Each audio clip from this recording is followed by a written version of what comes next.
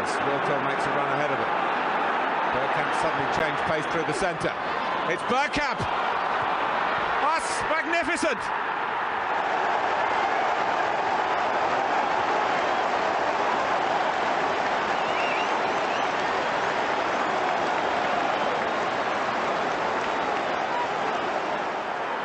The move, and then this, which left Dabi's ass totally stranded.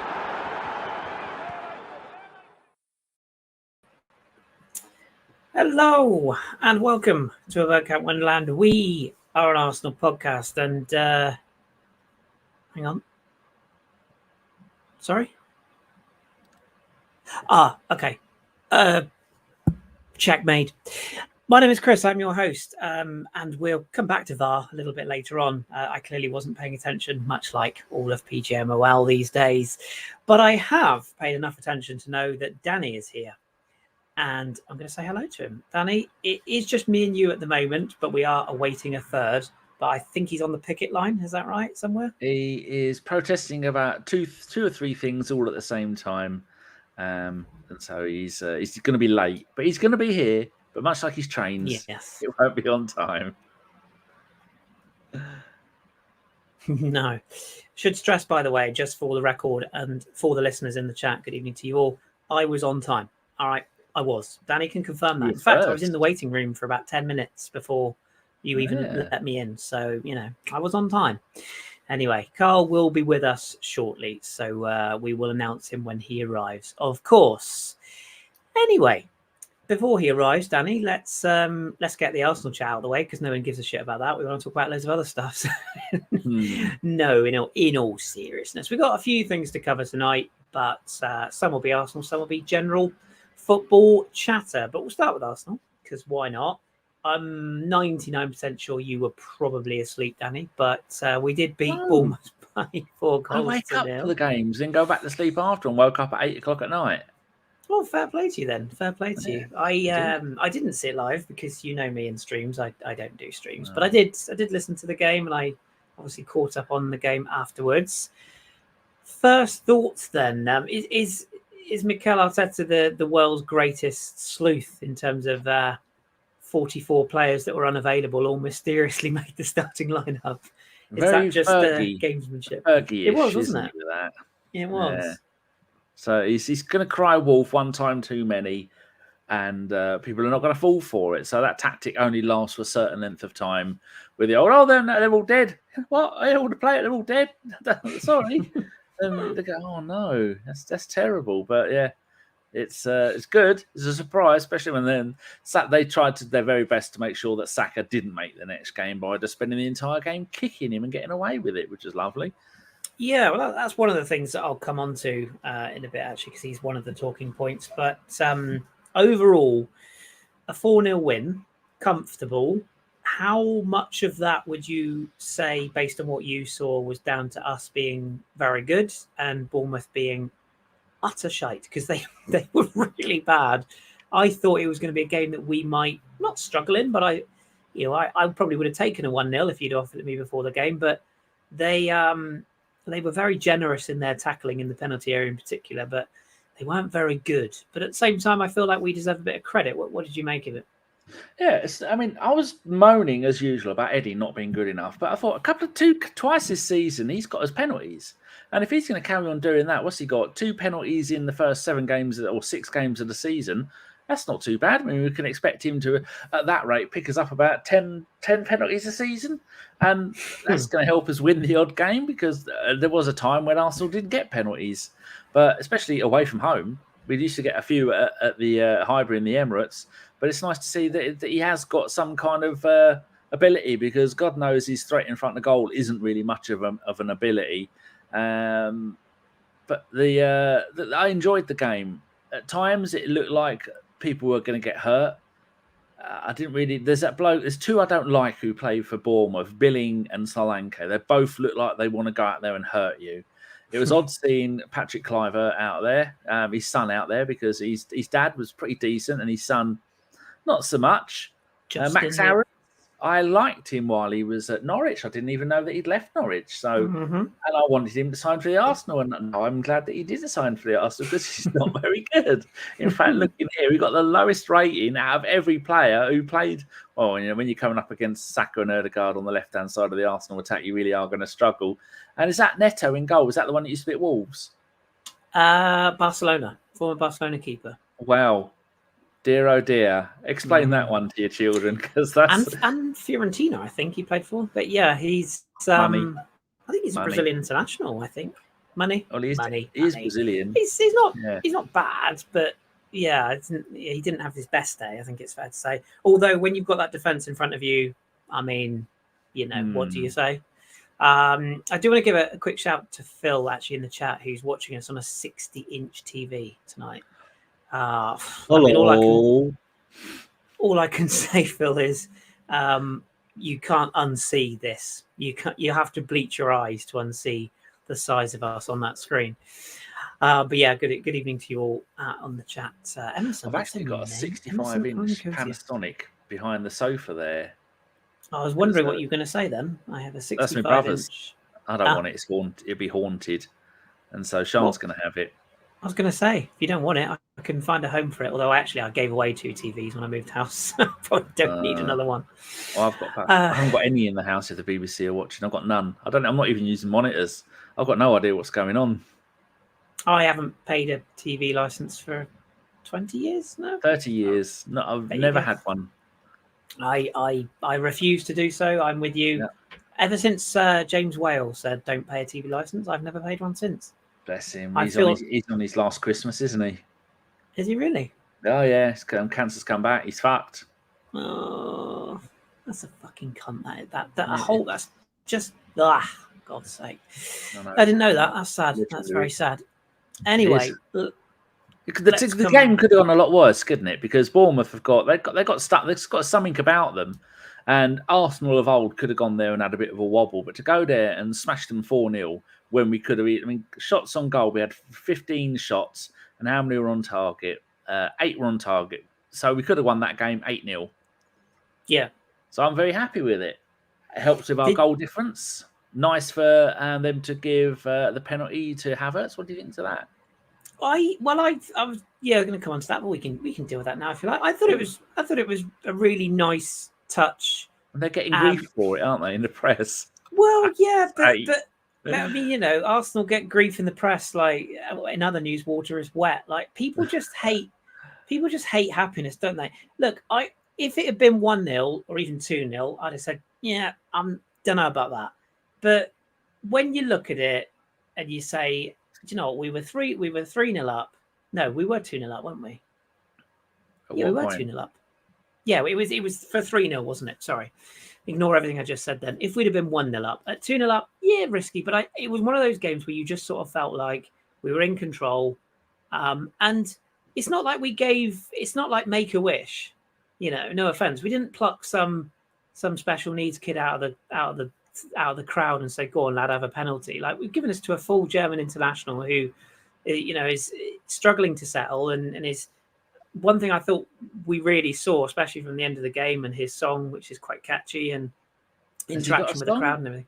Yeah, you must have seen it by now. It's the Shakira song. Anyway, I'm sure Karl will sing it for you in a bit.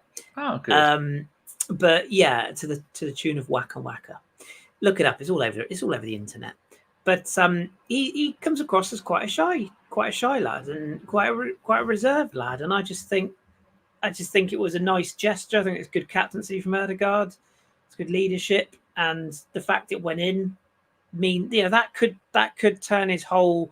And I know a lot of people saying, "Oh, it's only one goal, it's only a penalty." Blah blah blah. Yeah, but it's the confidence it gives, and it's that was the first time we really heard the hardcore Arsenal support really get behind him, because I know there's been this thing of like, do certain people like him? Do they not? And truthfully, a lot of that has just been social media BS as usual. The people that go to the grounds every week, yeah, sure, there's been some murmurings. Of course there has, because we all, as Arsenal fans, we all want players to settle quickly. And when they don't, we sort of go, oh, Christ, you probably were still going back in the day when we first signed Dennis and Thierry. Yep. I can remember the atmosphere at Highbury before Dennis got those first 2 goals against Southampton. So many of us we paid, for memory, I think we paid 7.5 million from Inter to sign Dennis, and what we'd have to pay for a player like that nowadays. And I still remember, and I remember people in the clock end going, "He's not fucking worth it. He's a waste of money. Flopped in Italy, blah blah." And then he rattled those 2 goals in against Southampton. I think we won 5-2 that day, and he never looked back. And it was the same with Henry. I think Henry's first was against Southampton as well, wasn't it? That I don't know, but I will pretend I know and say, yes, it definitely was. Please, do me a favour, look that up for me, because I'm pretty sure that he cut in from the left-hand side, cut across the box and fired it into the right-hand corner. We were wearing the yellow Sega kit, if I'm not mistaken, the yellow kit with the blue Sega on. If I'm wrong, then I've just wasted everyone's time there. But I'm 99% sure his first goal was against Southampton at the Dell. So I'll let you look that up. But my point stands. Kai needed a little bit of confidence, something to turn his frown upside down, that little bit of appreciation. The crowd got behind him. And I said it when we signed him, and I'll keep saying it. There is a player there. He just needs to feel loved again. And, anyone who's spent a year at Chelsea or more, Christ, they need counselling, not love. Like, imagine coming from there. So, yeah, I was really, really pleased for him. And I thought it was a really, really nice gesture. Have you looked at that stat up yet? It doesn't say it on Wikipedia. It doesn't say his first goal. So I'm going to go and ask Yahoo and then see what it says. First goal. And see if you are indeed right. It's a hell of a memory if I am right, but I'm sure that was his first goal. I'm almost positive. I can see the goal now. His first goal for Arsenal. Play the video. It's a shame we can't. Looks like we're getting Southampton, the 18th of September '99. Who's that? Through ball from Adams. He gets it on the edge of the box. And he falls back, and as he's falling back, he puts it into the top corner. Thank you. Is there a Google image of it that we could put on the screen for the listeners? Because I want to prove my ball knowledge of kits. I knew it. Isn't that weird that those 2 first goals for the clubs were against Southampton? What a small world. I think Phil's just put in the chat that Wrighty's first league goal was at the Dell as well. So 3 Arsenal legends getting their first goals at the Dell. But if you can find a picture of that, we will stick that on the screen.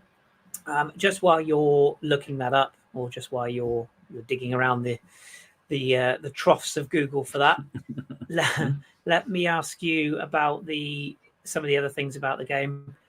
David Raya came back in. I don't really want to make too much of the goalkeeping situation, but that back 4 plus goalkeeper is all of a sudden looking very settled, isn't it? Saliba and Gabriel have been monstrous as a partnership. They are just made for each other. Ben White scores on the day. Zinchenko is fit for now, and Raya is just a commanding presence in goal. Is that the basis of what we need to build off of this season? Is that, in the absence of Timber, are you quite happy to see that as the back 4 once again? I think that is our best back 4. Zinchenko, I do get a little bit worried at times. He's still doing far too many stray balls that end up going to the opponents. But then he'll do one the entire length of the field, and you go, well, he's got it in him. So maybe he's just trying to be a little bit too risky and trying stuff that maybe he shouldn't from that position. But it also, I did notice before I forget that when Tomiyasu came on for Zinchenko towards the end of the game, he came on the 69th minute. Tomiyasu was playing the inverted fullback, wasn't he? I know we tried that with Tierney, and it RIP his career with Tierney, and it didn't really work. But I think Tomiyasu had that working. I mean, against Bournemouth, it's not really a good test when you smashed them and then they're 4-0 down. They've kind of given up. 3-0 down, they've kind of given up. But that back 4 is wonderful. And Raya, I don't really mind who's in goal, whether it's Raya or whether it's Ramsdale. It is the Saliba Gabriel partnership at the back, which is the most important partnership out of that defensive unit. And we've got 3 clean sheets out of the last 4 games, so that does show that things are working. Every time I see them play, I'm going, please, nobody get injured. Yeah, I know. There you go. There's that picture. I literally just found. Here's the funniest part.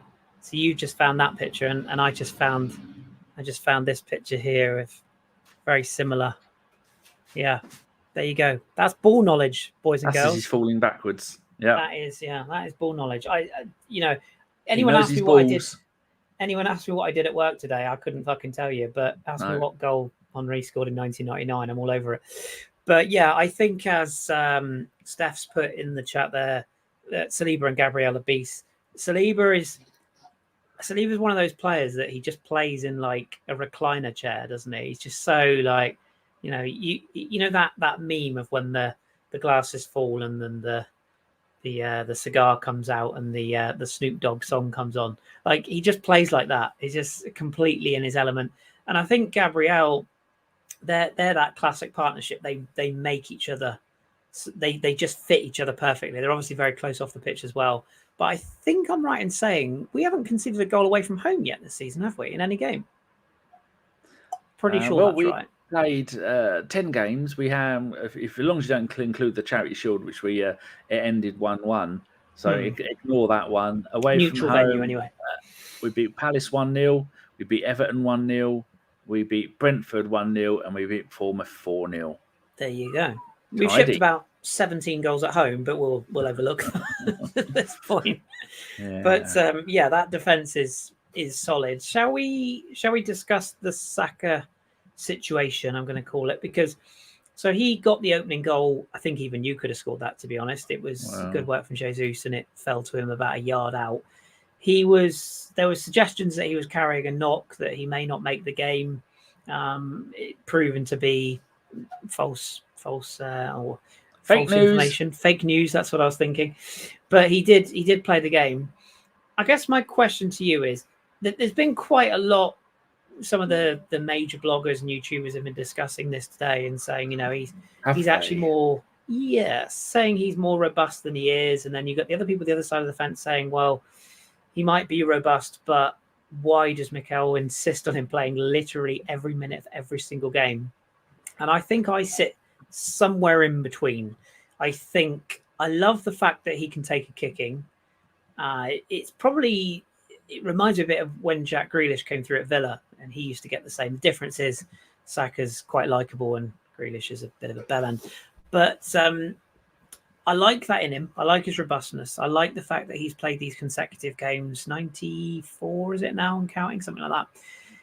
What I don't like, though, is that sometimes, and maybe this is the old-fashioned me coming out here, sometimes you have to take the decision away from the player as a manager, as a coach, as a medical officer, if you will. And my concern is that, yes, Saka is our best player. Yes, he's clearly made us strong stuff. Yes, he just wants to do his best for the club and wants to play every minute he can. And I love that. But here comes the but. We have to start taking decisions away from players to a degree, don't we? We have to start managing the load through their bodies, because if he does break down and he does get an injury, the likelihood is it's going to be an injury that puts him on the shelf for quite a while. That's my concern.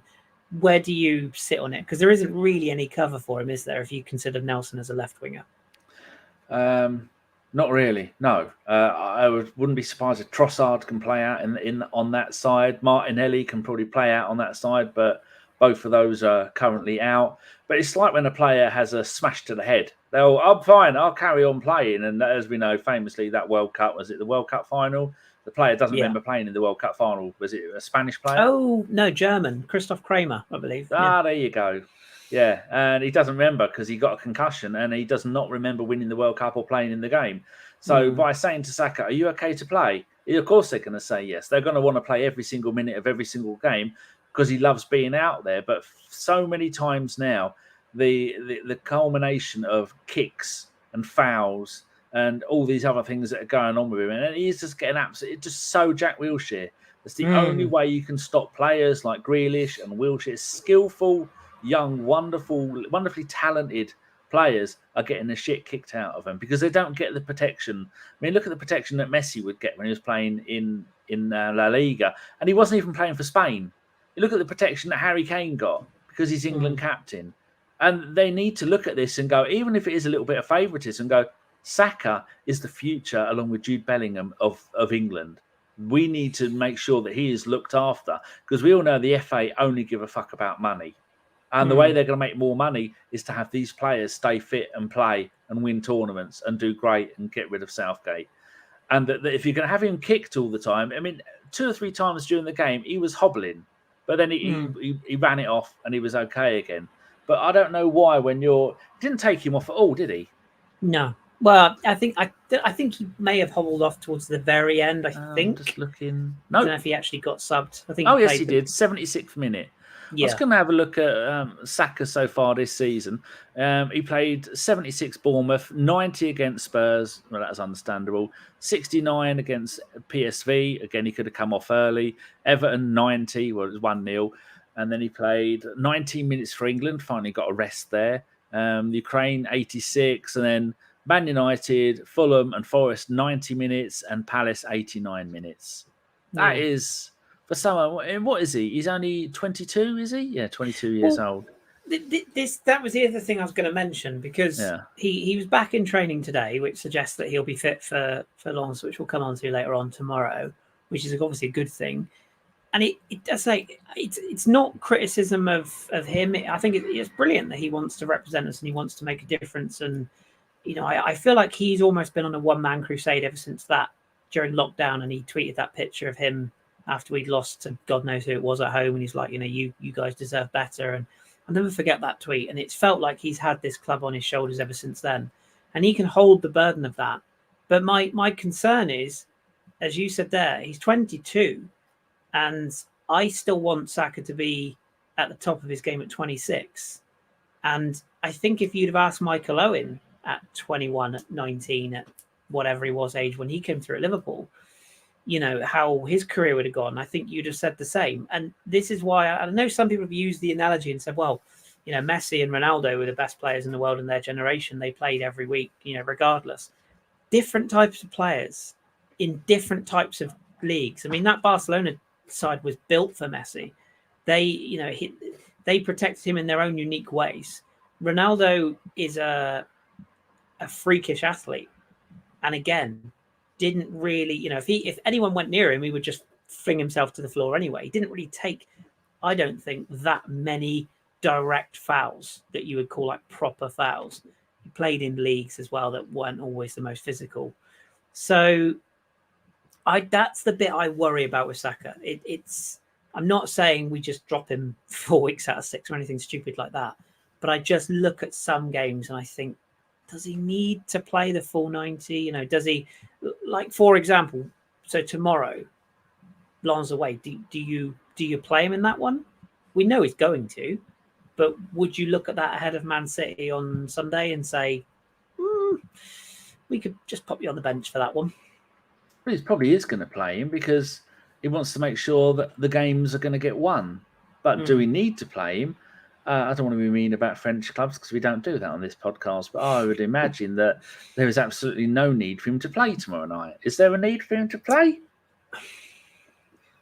I mean, yes and no. There is, because if we go to Lens and win, which we should, because they're in a bit of a sticky wicket, which we might touch on later on. But the issue is, as I say, what he's going to get on Sunday. He's going to get kicked up in the air, and even with Rodri not playing, that Fraudiola is going to make sure that the rotational fouling is going to be on Saka, because he knows that his false 115 charges side can't cope with Saka at his best. So we know what he's going to do, and we know what's going to happen to him on Sunday.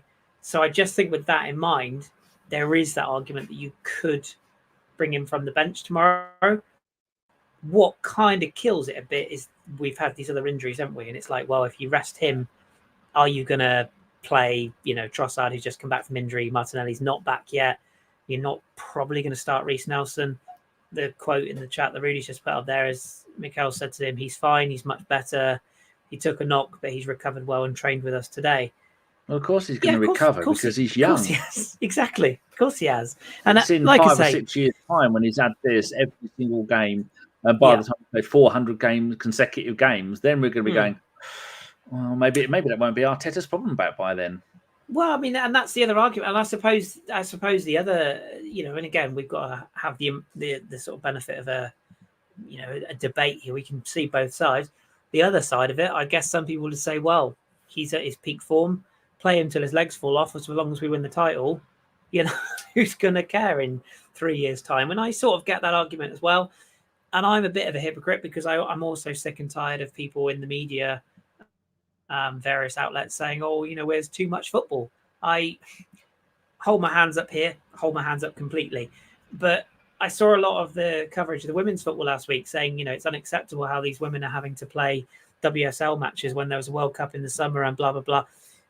I'm going to upset a lot of people here, but I'm just going to say it. You wanted equality. You wanted to play. You wanted the spotlight of the men's game.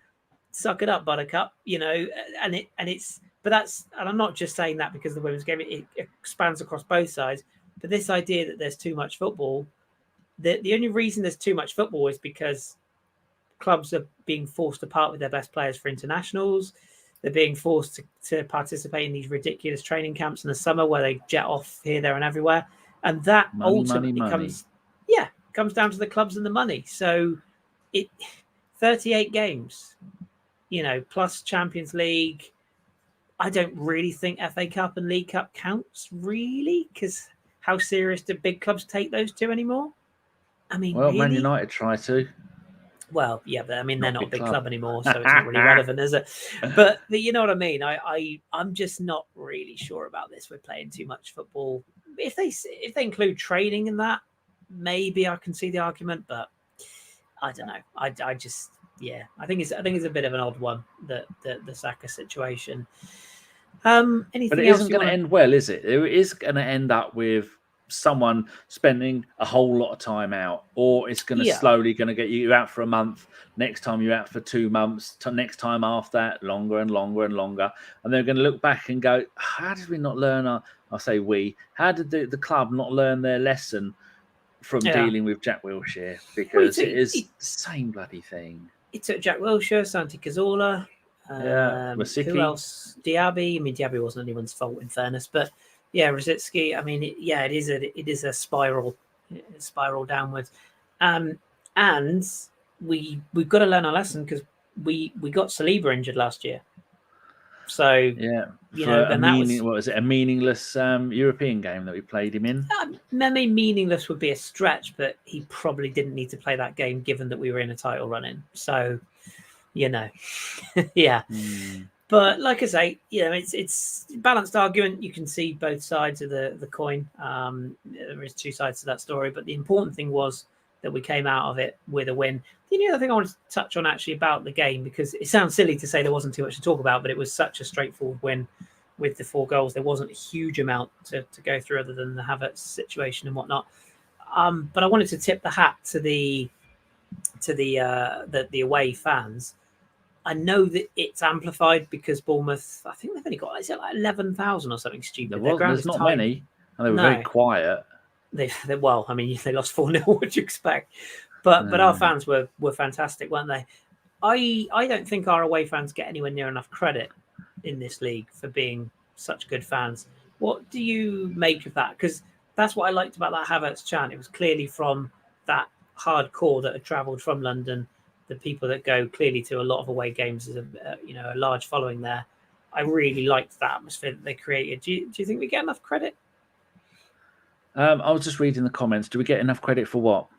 Just the atmosphere that our away fans bring, because there's a lot of fans. I think people like to laugh at it because we've got that. Look at you all young men all jumping up and down and thinking they're playing in 1990s Serie A with you jumping up and down and your bongo music and you're shouting and you're screaming and they're all doing it together and you're trying to organise stuff. Well, that's what most leagues, big teams in most leagues of the world do. They have someone with a microphone and they have drum beats and they have all these other things that are going on. It's called an atmosphere. And we have had so many years of it being called the Highbury Library, which it never was. You people obviously never been there because when we were singing, we're the East End, we're the North Bank, blah, blah, round and round. The amount of songs that we've got, superb songs that we've had over the years, so clever. And these people are just looking at it and going, early days of the Emirate, not the early days. How long we've been there now? Best part of 20 years. The middle of that, middle of those 20 years, it started. The prawn sandwich brigade started to infect all the other people around them, and things started to get a little bit quieter. But every week, Karl and Femi, especially Femi, comes on here and says, that's the best atmosphere I've ever heard there. Oh, next week, that's the best atmosphere. And that's because these young people who are also being screwed over by the club when it comes to getting tickets. I mean, Gav will tell you all about that. I mean, everyone's being screwed over by the club when it comes to tickets. But it's nice to see that the people are doing it, and it makes a hell of a difference. And our away fans have been legendary for years, even in the dark Unai Emery days, they were still loud and proud about it. Oh, I mean, that's the wrong saying for the wrong group of people. Either way, they were shouting and screaming and having fun. And that's what you do at football. You go there, you have fun, you shout, you scream, and they do it. And I'm very happy with them, and more power to their fiddler's elbow. I don't think that's a saying. And of course, it does help when you're winning, doesn't it? I mean, you wouldn't expect Man United fans to be particularly raucous at the moment, would you? For example, they're too busy with their Norwich scarves, aren't they? Yes, indeed. Green and gold till I die. It made me chuckle. We will talk about the shenanigans at the Armitage Shanks Arena in a minute, but it did make me chuckle that they've got this soul guy playing a trumpet to generate atmosphere at their soulless ground, and then everyone's giving it like Postecoglou for Manager of the Year because they've beaten Sheffield United at home. Well done, boys. And they're talking up their atmosphere there, and it's like, really? Okay, so you've won a couple of games, and now you've got the best atmosphere of you. Yeah, greatest team ever. Greatest team ever. I mean, no, I'm all for it. Let them believe, because the fall from up there is so much more funny than the fall from here. So go as high as you can, boys. Go all the way up. I will love watching you fall off from your high perch. Yes, let's talk about Lens then before we come up, because I do want to do a little bit of Premier League chat this week, because there was a few things that came up that I think are worth discussing from the weekend. Yes, which we've just alluded to there. But Lens tomorrow night, I'm really gutted because I was really desperate to go to this game, but it's just come too soon. I was hoping it would be later on in the season, the away fixture would be, but that's life. We travel to France tomorrow. There's been a delay on the flight tonight. I don't know why. I can only imagine it's because of the weather or something along those lines. Back end of the storm. Well, there has been thunder. I'm not too far from Luton, and we had thunderstorm and just thunder, no storm. And it's been raining all day. Plus the airports and the airport workers are all lazy bastards, aren't they? Yeah, that doesn't help. Yeah. No. But anyway, whatever the reason, the flight's been delayed, and I think the club or the team haven't left the country yet. So there is going to be a delay. I think they've had to cancel Arteta's press conference. Doesn't help with the preparation, but we will go into a ground tomorrow, Danny, we were discussing before the podcast started. It's a lovely ground. It's a proper old-fashioned French ground. The Estadio Bola dell'Elise.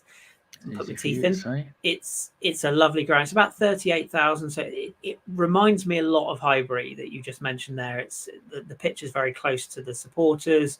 It's a raucous crowd. They've released a brand new one-off kit for the occasion. I believe it's 21 years since Lens have been in the Champions League. Who did we have that kit we only wore once? Who was that against? That was against Lens, because we had a home red shirt and a yellow away shirt, and Lens wear red. Weird, isn't it? They've copied us. Yeah, well, although they've released a new home shirt, which is gold, so it's almost, they're just cashing in, bless them, and I don't blame them. But their first appearance in the Champions League in 21 years, that atmosphere is going to be crackling tomorrow. They haven't had a good start to Ligue 1, but they did win at the weekend. They beat Strasbourg. Patrick Vieira, Strasbourg 1-0. Eli Wahi got his first goal in that game, and he's their big sort of new signing up front, and he's a striker that we'll have to keep a close eye on, although Saliba knows him well, so that bodes well for him. Gabriel knows him well, actually, for his time at Lille as well. But what do you expect from that game? Because we were just talking about whether they play Saka, etc. It's an opportunity to go to France and not secure qualification this early, but 6 wins out of 6. Given that Lens and Sevilla drew the first game, we could potentially be 6 points out of 6, and what would that make us? Potentially 4 points clear or 3 points clear at the top of that league, or that group, I should say. what's your thoughts on it? Is it a question of go all out and win and then put Man City to the back of our minds, like Arteta's been saying? Well, it is a bit of a weird group because PSV won 7 out of 7 in the Eredivisie, and the other two were like the complete opposite. Sevilla were bottom in the relegation zone of La Liga. Lens were right near the bottom and still are. What are they, 18th? Are they 16th in the league? Or something like that? One place above the playoff? 16th, I believe, yes. Yeah, there you go. Their win at the weekend took them slightly higher, but they are having a bit of a struggle. Yeah, they beat Strasbourg 1-0 away, and then they beat Toulouse 1-0, 2-1 at home. And they drew 1-1 away at Sevilla, and then your mate's team Metz beat them 1-0 at their place. 15th they are, sorry, not 16th. Okay. They're not a very good team. Good luck to them. Out of all the teams in the group, I'd like to see them go through to the next round. Don't knock my drink over, you furry cunt. For fuck's sake, be coconut water all over the shop. Is that what Arteta's saying to Saka? Yeah, he had my coconut water scissored between his back legs as he was having a stretch. You devious thing. I think we're going to... Would it be wrong to expect us to smash them? Because I don't think they're a very good team. The French league is notoriously not that fantastically good for some of the teams outside of the top ones. I'd say I would have included Lyon in that, but no, they're not included in it anymore. They're not having a good time. No, but there's a handful of teams in the French league that would give us a problem. PSG always, Nice with their recent constantly changing. What we're going to do? We're going to get all these free agents in now. Get rid of them all, and then Monaco. Yeah, Monaco, they're doing really well, and Boobs, they're second in the league. They're doing really well. And then, Saint Etienne were another one, but they've gone down. Marseille were having a nightmare. So this is one of the weakest league seasons in Ligue 1 for quite a while, and I love it. I mean, I like Monaco because of Wenger and because of Henry and because of was it Remy Gard we got there, or was Petit? There you go, the left back Petit. So I expect us to go and smash them, but that's only because they're bottom of their league. You would think that I wouldn't care if we're playing a team from Germany and they're fourth from bottom. I'd say, well, we're going to go there and beat them. A Spanish team, much like Sevilla are. So, yeah, it's nothing against French teams, but I think we should go there and we should do really well. But the only game we're going to struggle with in the group stage is going to be away at PSV because they're a little bit nuts in Holland at the moment. Isn't it funny? I was going to say, isn't it funny how two people can have such differing opinions in terms of like because I actually weirdly I think that the away games with Lens and Sevilla are the two games that I look at and go, they're the tough ones because PSV are very much a good side, or they were a very good side in Europe last year, and they had a lot more options, mainly Xavi Simons. But I don't really fear PSV away too much because I think they're our last game, aren't they, of the group? So at that point, I fully expect us to be qualified. So I'm not really concerned. 12th of December. There you go. But Sevilla away and Lens away, for me, they're quite similar in terms of what I think we're going to expect. Just purely because Sevilla, we know their European pedigree. Yes, they're rotten in the league. And they're rotten in general at the moment. What sort of football will they play? Answer that after you finish saying what you're going to say. Otherwise, I'll forget to say it. No, that's right. And as for Lens, they aren't sort of high-end European caliber opposition, but nobody in our group is. Let's be honest, and we are favourites for the group, and rightly so. Absolutely, we should be because we should get through it comfortably.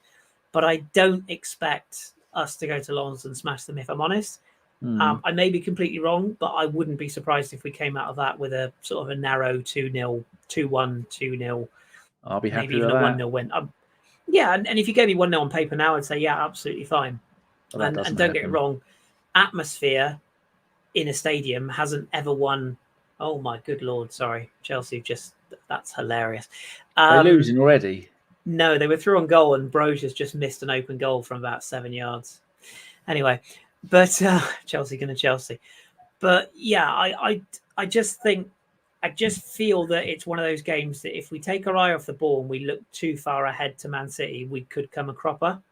And I think as Rudy's just put in the chat there, a dirty 1-0 away win will do it for me. I think it's one of those games we just need to get ourselves in there, get a result, and then get home and prepare for City on Sunday. But we cannot take them for granted. Like they've got a lot of weapons if they choose to unleash them, shall we say? And let's say Wahi is one of those strikers that he's kind of like the French Ollie Watkins. He works hard, he's pacey, he gets in behind, and he will cause problems. So I'm not taking anything for granted in this particular game. And as for the football, is it the football they play or the football Sevilla play? The football that they play. Are they going to? Will they go? That's it. Everyone behind the ball. Because not only is it a matter of points, but you get paid money for your performance. You get money for a draw, money for a win, and there'll be maybe it's 250 on Football Man, Championship Manager. Football Manager, you think it was 750 grand for a win and 250 grand for a draw, and 250 grand in the French league is they will be very happy with that. Yeah, well, so are they going to shut up shop? I think they'll be sensible, but Francaise, who's the manager of Lens, was being linked with some pretty decent jobs in both the Premier League, Spain and France over the summer. There was a lot of talk that he might be moved on. The weird thing about Lens and Francaise himself is he's almost the Arsene Wenger of Lens, because he manages the women's team essentially, or he manages the day-to-day running of the women's team. He manages Lens as the main squad. He's the technical director there. He's like the guy who picks the napkins. He does everything. And that's because of the esteem that they hold this guy in. Because how long has he been there?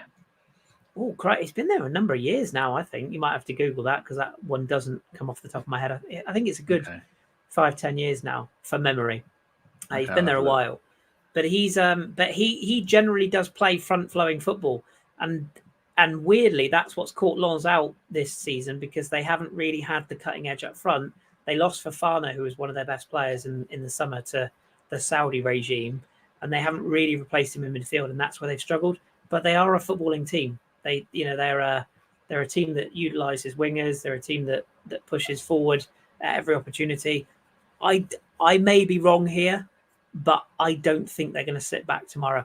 I don't think they'll be as generous as PSV were, because they were really generous to us with space.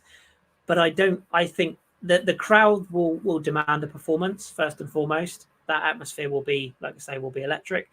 And I don't think that they are going to be. I think they'll be a team that they'll press us high, and they will look to go for the throat when they get the opportunities.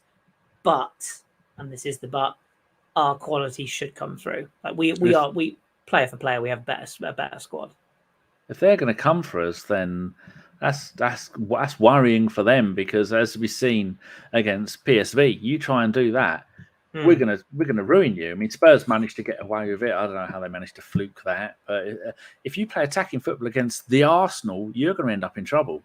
But that's the difference between a PSV side that came and basically just rolled around, rolled it over in front of us. What Francaise will do, I think, is he'll set up probably in a 5-4-1 type of lineup where he'll probably play fullbacks pushed on. Machado is the left fullback, and they might even bring Thomason into right back possibly, but they'll push the fullbacks on, but they'll only have one striker in Wahi. So I don't get it wrong. I'm not saying they're going to come out all guns blazing 10 up front. I think they'll be cautious, but I think they will try and test us. I really do. And the key for us is the first goal is really important, because if you get the first goal and you kill that atmosphere, the game changes completely. Speaking of killing atmospheres, Karl's here. So looks like he's trained, Chuwu. He's here. He's only an hour late. Do you know what? First of all, everyone, I'm really sorry. Like, genuinely, there is an emergency going on the underground. I won't say what it is, but it was not the chocolate machine is out again, is it? Fucking hell. No, so there was no milk, and obviously, as everyone knows, I'm lactose intolerant, so they only had cow's milk and not almond milk. So obviously, it's bring all the trains to tragedy.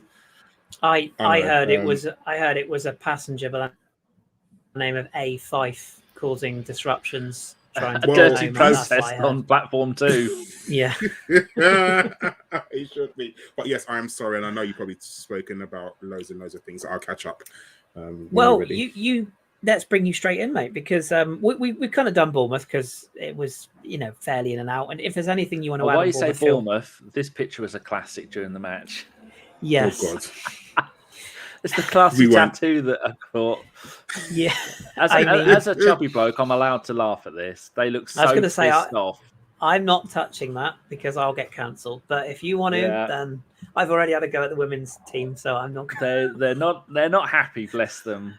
No, nor would I be. But yeah, if you've got anything to add on Bournemouth, feel free, Karl. We were just talking about Lens, and we were just talking about the what we expect. And I was just saying to Danny that I expect Lens to be cautious, but also take the game to us a bit tomorrow and possibly try and test us early. And we were just talking about where the line comes between not how seriously we take it, because obviously we're going to take it seriously, but to what level we go into this game with Sunday in mind, because obviously everyone's looking at that and how important it is that we focus on one game at a time. I think Arteta only plays one way, and that's full gun-ho. I mean, if the fact they didn't take Saka off until the 75th minute when we was 3-0 up and cruising at Bournemouth should tell you everything you need to know.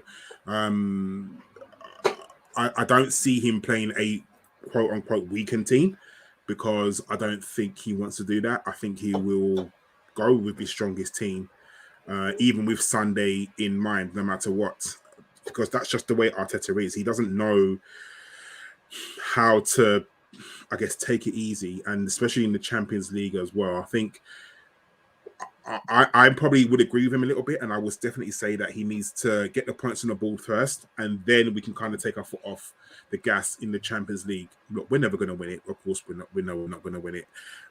However, we don't want to not go through at least to the second round. So he will play. And I know Lens had a really bad start towards the beginning of this season. I think they won 2 games in the bounce, if I'm right, Kris. Yeah. So I guess they're finding their form and finding their feet at the moment. So look, I'm not expecting an easy game. I mean, I'm not going to claim to know a lot about Lens, but I understand it's not going to be an easy game. It's not going to be a walk in the park. Definitely not. But what I'm hoping is we do hopefully get some goals early, and then he can, with the weekend in mind, start to, I don't know, take off Saka and take off Declan and take off Jesus, because I think Jesus played the first 90 minutes for the first time against Bournemouth. So obviously, he's going to need the rest. He's just coming back. So hopefully we can rest some of our key players if we get the win early. Yeah. In terms of the group, because Danny and I were just talking about it, and we were just saying that from where we are right now, we having won our first game, if we go to Lens and win, I wouldn't say we're all but qualified, but we're not far off. It would basically then we'd need to either draw the 2 games with Sevilla or win one of them and draw one of them. We'd pretty much be home and hosed.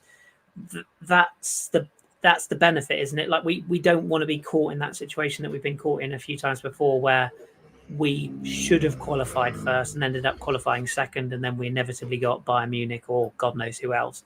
That's got to be the focus, hasn't it, for Mikel? Like, go out and win this game against Lens. And I think it's Sevilla at home next, isn't it, after that? So realistically, you want to have 9 points from 9, don't you? You want to be in control of that group. Yeah, you want to be, and you want to top the group and be seeded for the next round. I know that may be, looking very far ahead. But like you said, you want to be seeded. You don't want to play the likes of a Raya or a Barca early or a Bayern. You want to be like cemented first in that group. And like you said, Kris, I think we need to put points on the board first. And then, like you said, if you can go into that Sevilla game, and I know Sevilla are not playing very well at the moment at all. So if you can go in that with confidence as well, if you can go in there 2 wins out of 2, go there with confidence, because Sevilla are definitely going to look at it and think, oh, well, they won 2 games in a row. They're not the Arsenal of old. And even if, there is a little bit of a dent if we play Man City, because I think we've got to play Man City, then Chelsea, and then Sevilla away. I lie. Sorry, Kris. It's not. It is away. Okay. Yeah, it's Man City home, Chelsea away, Sevilla away. Okay. So we've got Man City the hard game, Chelsea even Sorry. It's a derby, isn't it? You just never know. Yeah, but we shouldn't be losing to Chelsea away. The shit show that they are. We shouldn't believe. I don't even know what the score is today. I think it just kicked off against Fulham. But it's 0-0 and they've missed an open goal, so started well. Yeah. So you're those are two hard. One hard game against Man City and one derby game against Chelsea. So, we've got quite a difficult run in. Maybe is the word. I don't know if the word is difficult because we should beat Chelsea, but yeah, it's not going to be easy. And like I said, Arsenal only knows to play one. Well, Mikel Arteta only knows to play one way, and that's gun ho. You can always guarantee that Saka's going to be starting every single one of those games. I just think we just need confidence on points on the board, and once we get that, I think 2 wins out of 2. Hopefully, not counting my chickens before they hatch, but if we can do that, then that sets us on a good road to qualifying and also topping the group. Yeah, and then we can afford to rest players, like you say. If we can get 9 from 9 from the first 3, we're laughing. Are you going on Sunday? Yes, I will be there on Sunday. I managed to get a ticket. No thanks to Femi, rich bastard, but I managed to secure a ticket on Sunday against Man City. Have we spoken about Man City yet? No, I was going to ask you what your thoughts were. I know we don't really usually look ahead to games, but this one is a pretty big one. Is it? Dare I even say, is it must win? Because it feels like the Arsenal supporting sort of online supporters anyway, at least from what I can see, we're almost looking over Lons already. We're going, oh God, our season rests here. We haven't talked about the weekend's results. We're going to do that in a minute, but yeah, is it must win? Is that a fair thing to say at this point of the season? I don't think it's must win. Like it's the 9th game of the season, 8th, 9th game of the season. I don't think it's must win. Look, it's a game. I think I'm going to contradict myself. It's a game I think we need to win, and not just because of the season. I think just for the mindset. Man City have beaten us 11 games out of God knows how many in the league, and we haven't beaten them in a very, very long time. And I think just for, like I said, our mindset, we can't have this hoodoo of Man City beating us. It's that Old Trafford pre-Overmars thing, isn't it? Yeah, it's just kind of like this. Oh, we're playing Man City, we're going to drop points there. I don't want that to happen. We need to have the belief that we're literally we can beat them. And I think once we believe that we can beat them, and once we do actually beat them, I think that will change our whole mindset. And I think also the league as well. If we won against Man City, the league would see us differently. Yeah. Teams would see us differently. They would start thinking, oh shit, they actually may be title contenders now. They actually are very good. So I think it's just for our mindset that we need to win them. If we lose to them, I don't want to hear, the title challenge is over, blah, blah, blah, because there are many, many teams who are going to lose to Man City. I mean, I think Femi said it in our group the other day. They hadn't lost a game. Was it since January, a league game, sorry. Was it since January, February last year? Or this year, sorry. This year, sorry. And that is amazing. That is absolutely really it is amazing. But this is what happens when that Korea guy plays for the opposition. Did you hear Pep's quote on that? What a fucking idiot that man is. How that's not come back to bite him yet, I do. It's just a bit of casual racism, Karl. It's fine. Don't worry about it. I don't know, because you wouldn't say, oh, that black guy. You wouldn't say, oh, that white guy or that Asian guy. Forget anyone else says that, they get in trouble. But it is what it is. But yeah, listen, and that should give us belief as well. Look what Wolves did to them. I think Wolves attacked them. And I think Man City was, and they I think they managed. I watched the whole game back on Saturday night because it was on Sky Sports, whatever you call it, catch up. And I watched the whole game, and they managed Haaland really well. They didn't give him space at all. Haaland is one of those guys where one chance, one goal. That's just his game. He's, we may not like to admit it, but he is extremely good. He's very, very good. But they managed him really, really well. They didn't necessarily cut off the supply to him. It was just a case of when he got the ball, he had no time, no space to do anything. And that frustrated him a lot. And I think maybe Mikel Arteta may look at that and then, he will maybe adjust his game to it. Because I don't think he's ever played against a prime Saliba, to the best of my knowledge, has he? I think there was one. Was there the one game back end of last season? Actually, no, didn't he? Did he miss that one after the injury? Yeah, he did. Yeah, he missed. Yeah, because Rob Holding was playing against him, wasn't he? Yeah. Yeah, and he played against him in the Etihad.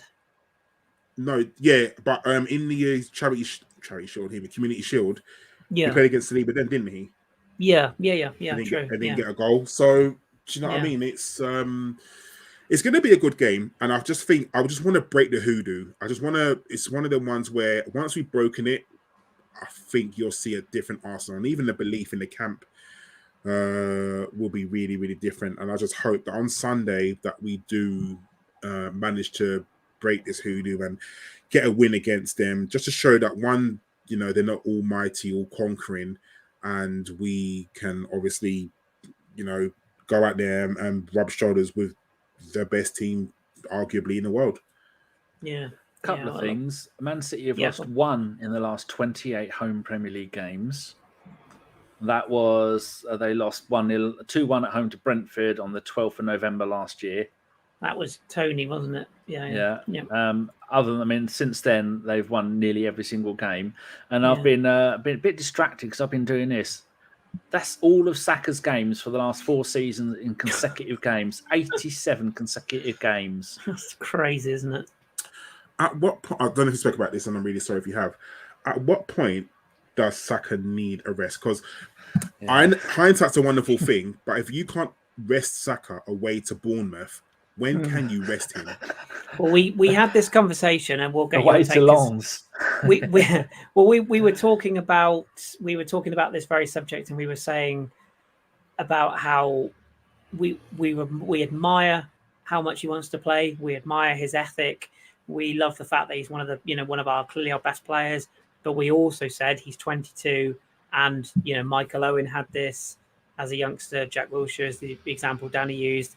That it might be that later on in his career is when the injuries come. And we were saying that, it's brilliant that he's so robust and that he can keep getting out there and, recover and to keep taking the kicks, etc. But there is going to come a point where if he does get an injury, it's likely to be a big one. So where do you stand on it? Because, we've had our say. Where do you sit on that? Saka needs a rest.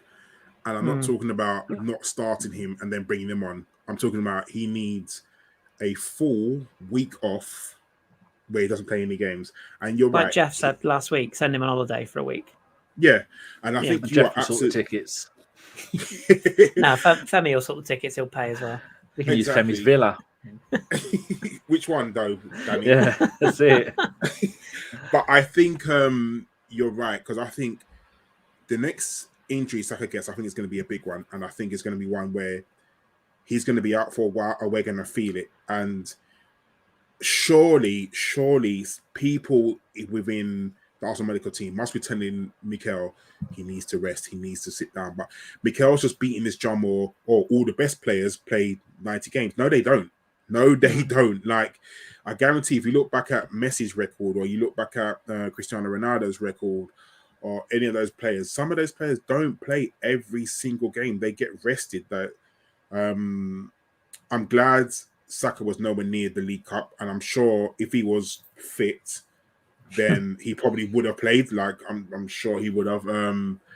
But I just think that he needs to get a rest. He needs to just sit a week out. And I'm talking about, like I said, not just not starting him a game. I'm talking about he's on the bench, but literally, the ones where emergencies only. If we are 1-0 down and there's 20 minutes to go, then you bring him on. But if we're cruising 1-0, 2-0, he doesn't even touch the pitch. And I think that's what we need, because teams are just kicking him on purpose now, and he's getting no protection from the referees, which is kind of, I don't want to cry like I'm a Liverpool supporter and cry. I just want We'll come on to that. Yeah, I just feel like I'm not saying he needs special attention, by the way, and let me make it clear. Saka does not need special attention at all. He just call the fouls as they are. Like, when he gets kicked, book that player. Like, sorry to go back to last week, but how Udogie did not get a yellow card earlier than he did, for me, is amazing. It's just crazy. He goes foul after foul after foul and nothing happened. And that's what teams are doing. So, yeah, but hopefully he does get a rest soon, because we've got a run of fixtures where hopefully Mikel Arteta, like we got Sheffield, after we play Seville away, we got Sheffield United at home.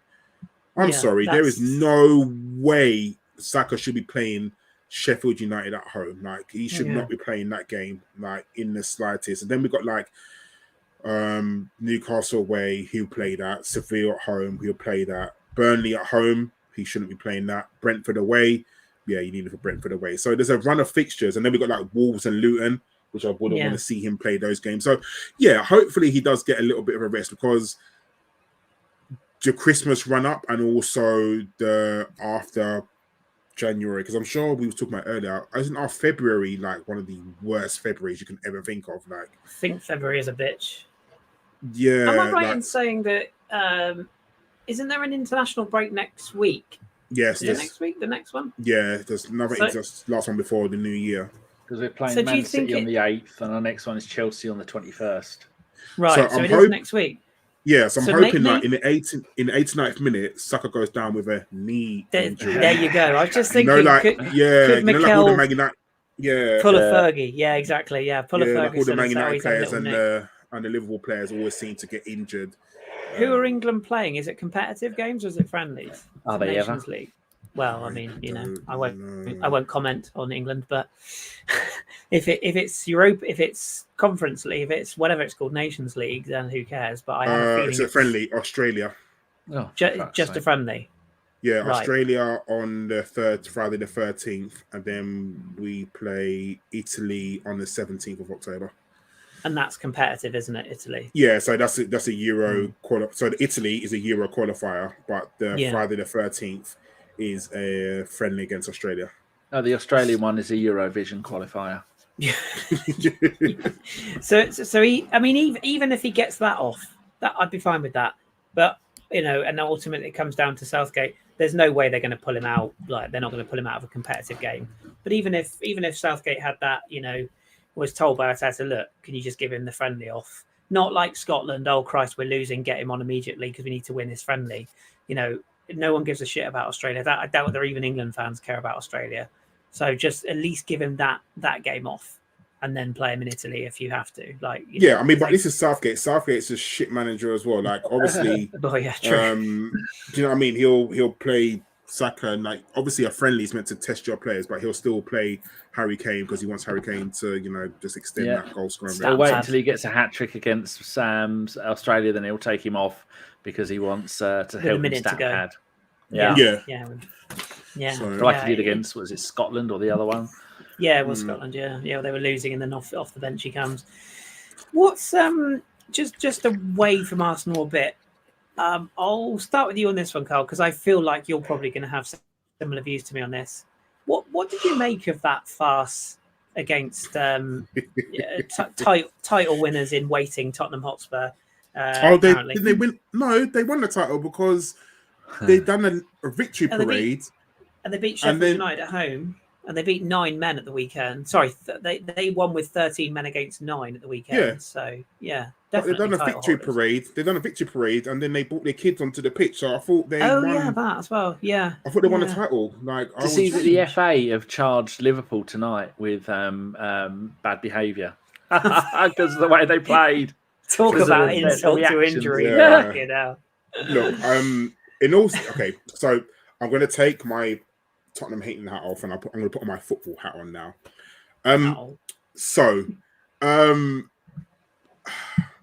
Was Elliott's a red card? Curtis Jones. That's the one. What am I thinking? Elliott. I'm thinking Curtis Harvey, Jones. You're thinking Harvey Elliott. Yeah. They're both a bit scroty, to be fair. I was thinking Matt Elliott. Okay. Throwback to 95, yeah. Was it a red card? I would say yes. See, I didn't. Unfortunately, he went over the ball. I know Danny probably put up a still of it, but let me stop so he you went there. for the tackle. So go on, sorry. Did he go over the ball or did he slip over the ball? Because that for me is the difference. He doesn't go over the ball. Either way, he still went over the ball. So I don't think he should have been. I don't think the referee should have been shown the still image. Exactly. Play it in real time. So this is what happened. Ref, go to the monitor. Okay, this is what happened. I'll let you make the decision. Like none of this slowing down. Oh, look at the impact. Look at the impact. Rewind it. Look at the impact. Because of course it's going to look worse. It's always going to look worse in the still image and slowing down. It should be shown in real time. So okay, whatever. Okay, that's done. The Jota one, the first yellow card, is an absolute fucking joke. It obviously brings back shades of David Luiz versus Wolves. Yeah, but obviously David Luiz got a red card for that. One of the worst refereeing decisions I've seen in my 40 years on this earth. Like I just think it is absolutely ridiculous. Yeah. The second one was a yellow card. Let's be very honest. So the second challenge was a yellow card, but the first one, not in a month of Sundays, was that a yellow card. Not even a foul. Yeah. Okay. Just coming together as they run across each other's paths. Yeah. Ridiculous. So okay, they get 2 red cards, whatever. The offside decision, I'm sorry, there is no way. So everybody makes mistakes in life. Every single person makes mistakes in life. The reason why I was late for this call because someone in Wonderland made a mistake and I had to sort it out, so whatever. When you have technology to stop you making those said mistakes, you have no excuses. So I don't mind people making mistakes. Had that been 10 years ago, Kris, and that person who made the mistake, we would not be talking about this right now. We would have been like, oh, it was onside, blah, blah, blah, and we would move on because that's what we did. We spoke about it. It's a bad offside decision. It is what it is. They've missed it. We move on.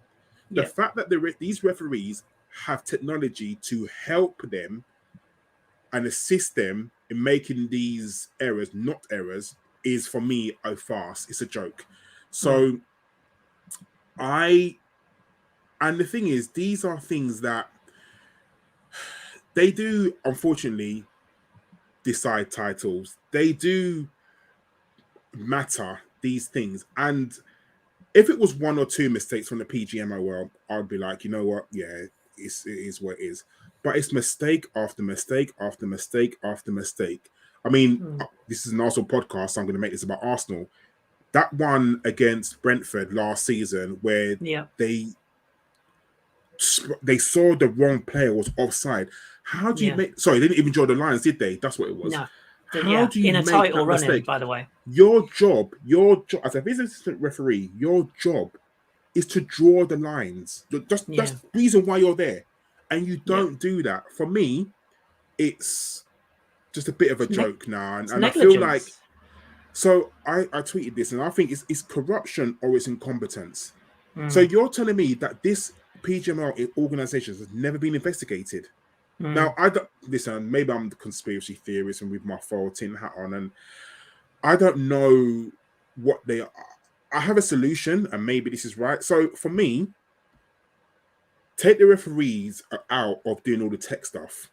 You can hire a fucking 21-year-old whiz kid who is a dab hand with tech, and then 100%. The referee will go up to them and say, "Right, show me, draw the lines from that player there," and that person could probably do it within 10 seconds, 3 kicks in the mouse. You've got these whiz kids who know everything about computers. So the problem is the referees having to draw the lines themselves, and they're probably panicking because they're thinking, shit, the time is running out. Get some kid who the decision of whether the player's offside or onside is not the kid's decision or the person. He's just there to draw the lines and do the tech. He's just there to rewind forward, do whatever. So all the referee has to do is sit behind this person and be like, right, can you do me a favor? Still image, right? Do it from that person offside. He draws or they draw the line onside, offside. That takes out every bit of the refereeing having to do all the other work. And trust me, there are thousands of kids out there or people who are tech wizards who could do that within 10 seconds. Yeah, just professional videographers or editors. Exactly. That's what you could do. So that would take out all the work from the referee. As much as I hate Liverpool, and they have a right to feel aggrieved, just as well as we have a right to feel aggrieved as well. And Brighton from last year as well, Right, and I mean, there's so many Crystal Palace. Do you remember Wolves, Newcastle. There are so many teams who have agreed, and like Rudy Fulham, said, you know, against Man City earlier on the season, you know, they apologise, but what's that going to do? It means nothing. Like, it's does not. it? It means absolutely nothing at all. Like, so we all know what happened. Apparently, the guy said check complete because he thought the guy awarded the goal. Not so. Are you not watching the game? Well, that's what I was going to is. ask you, because that's what it came across to me. In my mind, this is what I had envisioned of the guy in the VAR box. He was just sat there like that, just legs up, just like watching a movie, and then he suddenly went, "Oh fuck, yeah, give the goal. It's fine, no problem." Like it came across as like somebody just not even watching the game, like completely not even. And sorry to interrupt you here, but the bit that's really got me is this line that they've peddled since, where they've tried to justify it, and they've tried to say that the rule is once the decision is given and the ball is back in play, they cannot go back and change. Have you ever heard anything so fucking ridiculous in all your life? The referee could have blew whistle straight away. Like, whoa, stop. Don't even wait for the ball to go dead. Just ping the referee and go, whatever the referee's name was. I can't remember his name. He's the fat one. Simon Hooper, wasn't he? Yeah, he's shit. But just buzz him and go, Simon, can you just bring the... Because what happens if somebody goes down with a head injury? Do they have to wait for the ball to go out of play then? No, they don't. They just stop the game. So just say, right, Simon, just stop the game a minute. We've made an error here, or something's come up here. Yes, Spurs would have been pissed off, which, by the way, I'm fully behind. But the fact is, it was a goal. There's no debate in this. There's no argument in this. It was a completely genuine goal. That changes that whole game. Liverpool are in front. They're in the ascendancy. They're in control, etc. and so on. That maybe then doesn't lead to the red card. That doesn't lead to the second red card. Doesn't lead to any of the Spurs goals, etc. and so on. Knock-on effects. To say that they couldn't stop... Who would have been upset? If, in fact, they might have come out with this with more credit if they had have gone, do you know what? We just had a message from VAR, like, apologies, the line should have been drawn. The monitor didn't get the feed. We have to take this decision back. Because, sorry to go on a rant here. With a penalty, didn't they? They made them come back out at half-time. And they did it with Brighton Man United, didn't they? Where that went after half-time or after the final whistle during the COVID.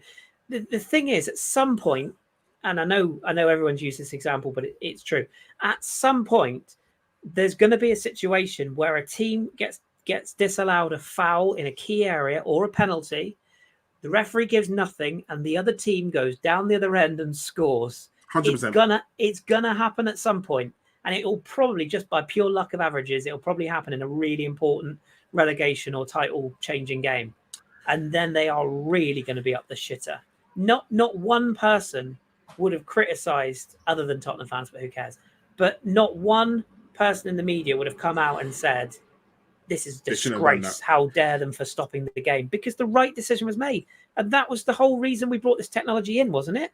To make sure that 100% decisions were made. Like, I don't get it. Kris, are they... What are the referees like in France? Like, listen, I'm not saying all referees are perfect. Probably don't even want them to be perfect, but are the referees as bad as they are in France as they are in England? No way. I watched a game last night between Rennes and Nantes, which is a Brittany derby, where there was one red card and I think from memory 7 yellows across both sides. And at one point of the game, Rudy Bukayo, who was the referee in charge, he's a very sort of stern-looking, old-fashioned approach referee. That's his style. He takes no shit. Mostafa Mohamed was sent off for Nantes because he thought he'd won a corner. The game was going against Nantes. They were 2-1 down at the time. The referee, Bukayo, gave a goal kick because it was one of those where players went shoulder to shoulder and he sort of barged him off and he thought he'd won the corner. Referee gives the goal kick. Mostafa Mohamed sprinted up like Man United of the 90s style, got right up in Bukayo's face. Bukayo literally just turned his face away like that, almost classic French arrogance. Up went the yellow card.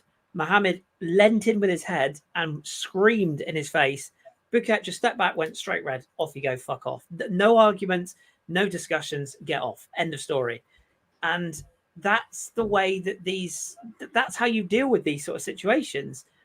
But to answer your question, it's not just French referees. You look at Serie A, look at the Bundesliga. Do you hear about VAR controversies in their games every week? So I've been watching more Bundesliga this season. I don't know why, maybe because it's on Sky. So I've literally just been watching it and taking a bit of a keen interest. And I watched, who the fuck did I watch? Dortmund versus someone. And I was mainly watching for the referee as well, because I think it was just after the Man United Wolves game, when the referee didn't give the penalty. I was watching the Dortmund game. I was watching it for the referee, and the referee, like I said, I think something was happening, and he literally called the two captains over and told everyone to go away. He was literally just fuck off. Don't know what the word for fuck off is in German, but he was literally like, go away, fuck off. Like, he had a conversation with the two captains and was like, go. The two captains went to talk to their team. And the game totally changed after that. Like, he totally changed after that. And I was like, why the fuck let them do that here? Like, they should do that here. When the game's kind of, there's niggly fouls and there's too many fouls, the referee should just literally stop the game, go to the two captains and say, I'm going to give you 1 minute. Go and talk to your team and tell them this shit stops now. I'm not saying don't tackle, but this is nonsense. And the next foul is going to be a booking. 100%. Yeah. And do that. And I just don't treat them like adults. Yeah. And listen, I'm not saying the referee's job is easy. You got 22 highly charged men on the pitch, pumped up, wanting to win a game. You got the crowd as well. Like, I understand. Like, I'm not saying the referee's job is easy, because it's not. It really isn't easy. A referee's job is fucking hard. And even you, Kris, with Sunday League, like, at least like in professional game, you got that bit of protection. In Sunday League, it must be even harder, because you got some men that just go and fucking hit you. Like, chase you out the car park, like for stupidness. So I'm not saying the referee's job is easy, but if you've got technology to help you, you've got replays to help you, you've got like lines to draw, like you've got cameras, goal line technology, all of that. Very big salary, let's not forget. Yeah, like these are professional referees. Yeah. Like, I don't understand how you can get so many things wrong. Like, for me, I know Liverpool have kind of said, oh, they're going to look into what they can do. They want the audio. That's the latest. They've asked for the audio recordings, which would be very interesting, as Danny and I were talking about earlier, if they get those. Because I don't think they will. But they have a right to it, don't they? Because they, as I said to Danny pre-pod, they've come out in the press, haven't they? And they've done this show with Howard Webb, and they've said, here's the audio from the decision against Man United and Wolves, and they've proven that they have the audio. They've proven that everything's recorded.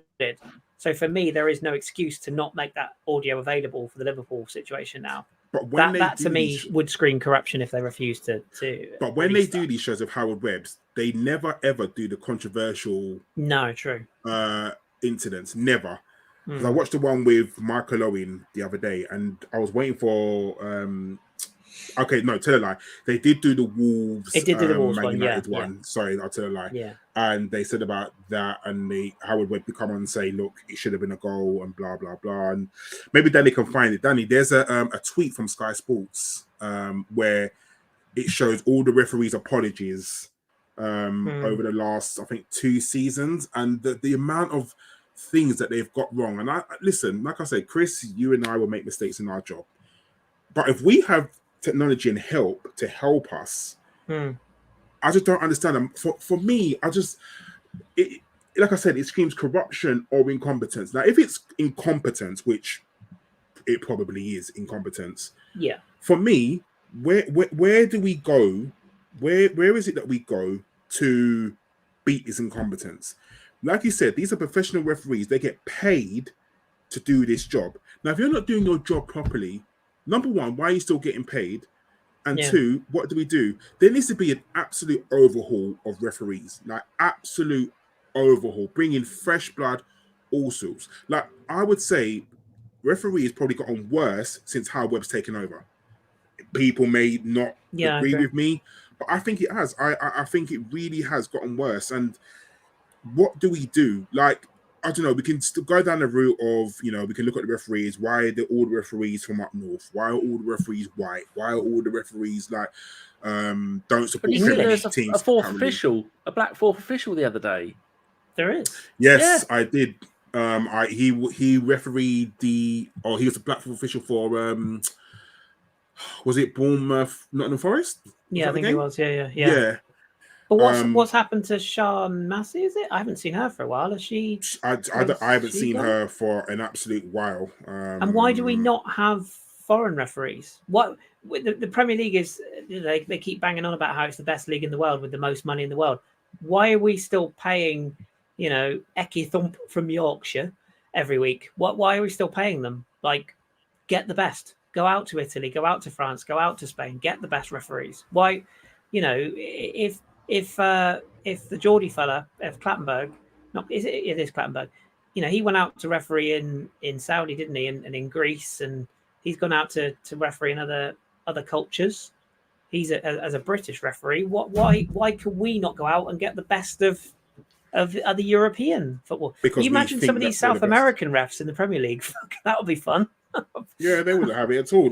No, but it seems it's just a monopoly, and it needs to change. Like I said, I say maybe it's corruption, and deep down, do I really think that it's corruption? No, I don't think it's corruption, but no. I honestly do think it's incompetence, and I think it's really bad incompetence. And the fact that you make a mistake, you get taken off for a game, and they get put back on. Like where is the punishment? Where is the Or you get fired and then rehired within 6 months, as that other referee did. How far down the rabbit hole do we go? Because I've got your PGML apologies, Karl, but I tweeted this last night. I just did match fixing corruption, and The Guardian had 136 articles on match fixing.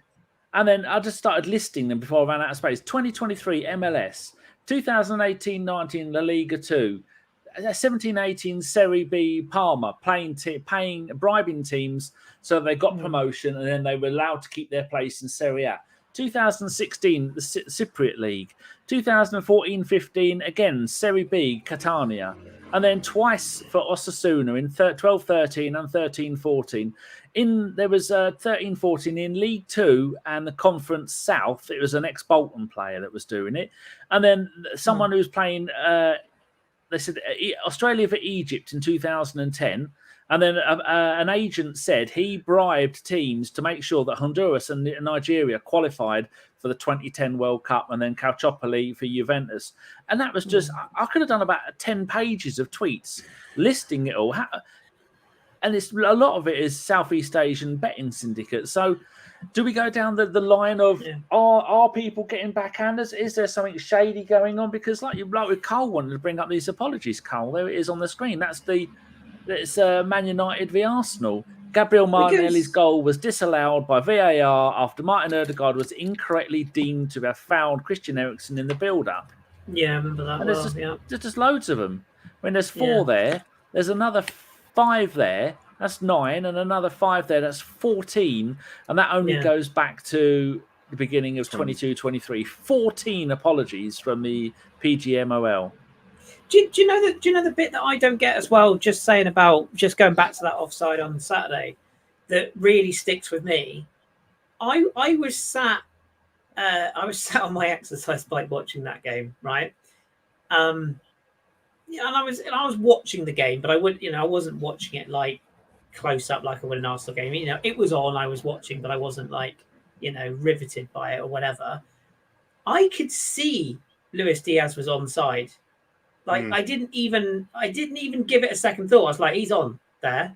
And I thought that when the whistle blew, I thought they'd given it for a foul, because it didn't even cross my mind that he was offside, because it was just so obvious. When the referee, if the referee, because he wasn't called to the monitor, was he? It was just in his ear. Yeah. I just don't understand how. Is there one person or 2 people in stock? I can't remember. 1 or 2 in stock people. There's 2. So there's a VAR and then there's a VAR. So there's 2 people it has to go through. So 2 people got it wrong. Yeah. So 2 people. So what that leads me to think then is those two people were having a chat and just not watching the game. That's the only explanation. This is why I'm saying take it out of the referee's hands. Like, let some, like I said, some 20-year-old whiz kid editor Can't we do give it the to work. Chat GPT and let them do it? That'd be coming. It wouldn't surprise me. That would be coming completely. But I listen, like I said to you, in the heart of hearts, I don't think it's corruption. But I guarantee if you was to do an investigation, and surely the Daily Mail or the fucking Telegraph or News of the World or Sun on Sunday are doing some investigation or trying to do some trap.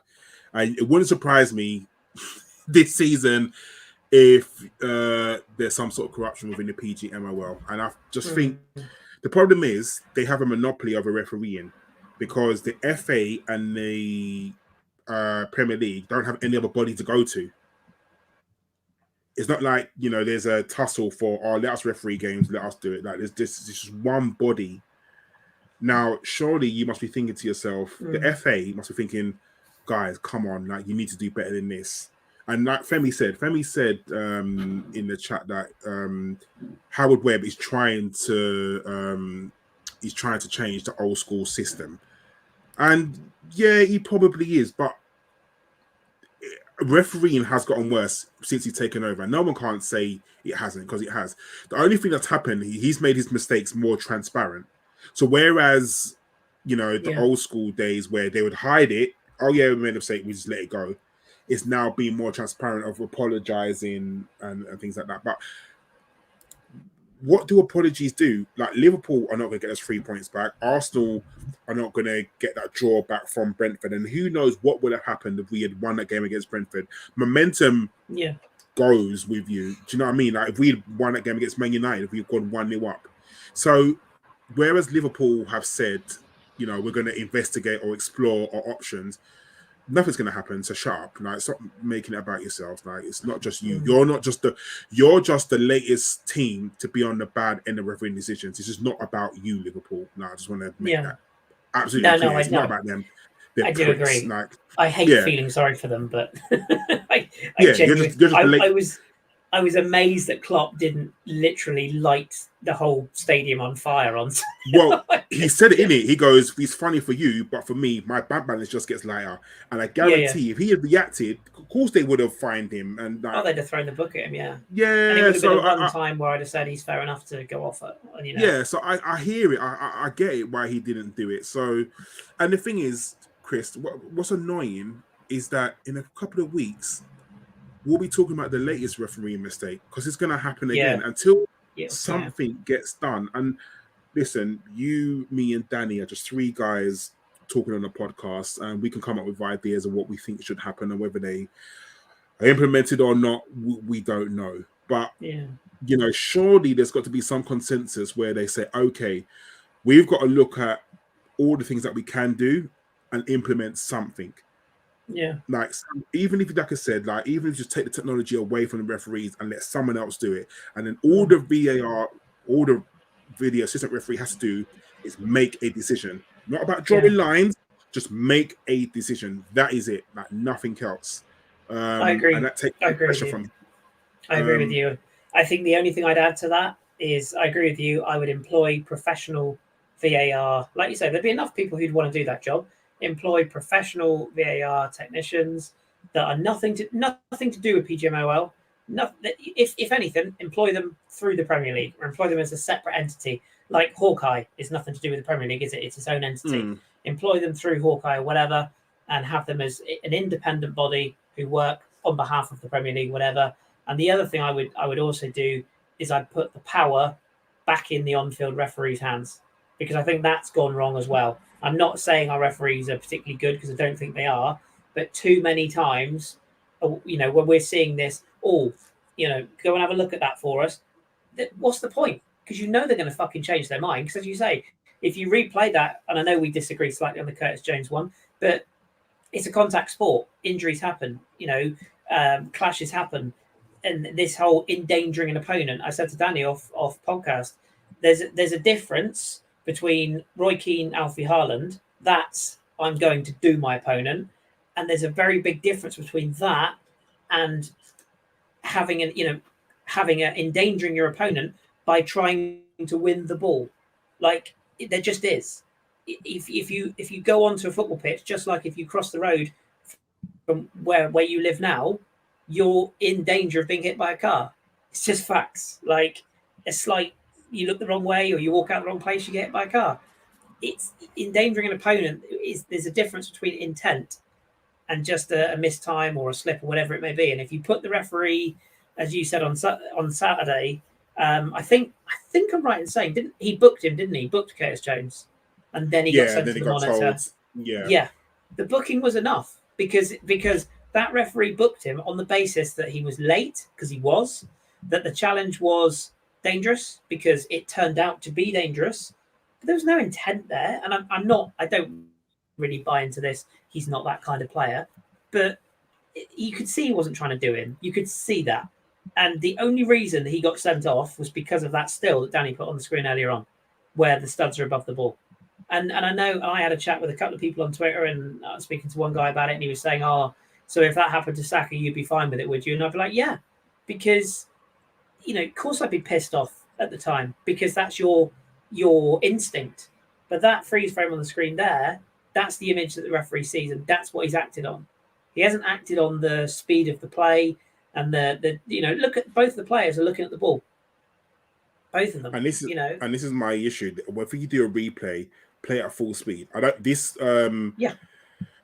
The only time I think you should slow it down is for handball incidents. For sending off fouls. You've got to play it real time, because that's how the game is played in real time. The game's not played in slow speed. But for handball, I'm happy for you to play it, freeze frame it, zoom in, do whatever, because you need to make sure it's absolutely correct. Can't even get that right. Look at Forest Brentford yesterday. They can't even get the handball right. So, I mean... Yeah, it's just ridiculous. But, look. Referees are still going to be shit. They're always going to be shit. And I think, I don't want to spend too much time on this. Just wrap it up. But, no, we'll have this discussion at least twice more for the end of the season. Oh, yeah. Probably 100%. On Sunday. At least Rodri's suspended, but there'll be some other twat who'll probably nibble away at us or do something. Or, when Jack Grealish dives in the box, because, Jack Grealish is the most fouled person in the world, and, every time you touch Jack Grealish, it goes down. So, but I'm actually looking forward to the game. We got to win. We have to try and win. Hopefully we will, but let's not overlook that game. We've got Lens tomorrow. Champions League in France. Kris, where do you honestly think we're going to win, or do you think it's going to be a hard game, or are we going to take it? Danny has the theory that we should go there and smash them, and don't get it wrong, I hope we do. I don't think we will. I think it will be a very physical, tough evening. The atmosphere over there is going to be electric. I think we need to quiet the crowd. I agree with you. I think the first goal is really important. If we can get ahead early, or score that first goal, I think it won't kill the crowd, but it will dampen the spirits a bit, and I think we'll have more control. But if I had to put my head on the block, I think we come away with a 2-1 or a 3-1, 2-1 up, and sort of last few minutes secure it with a third type of situation.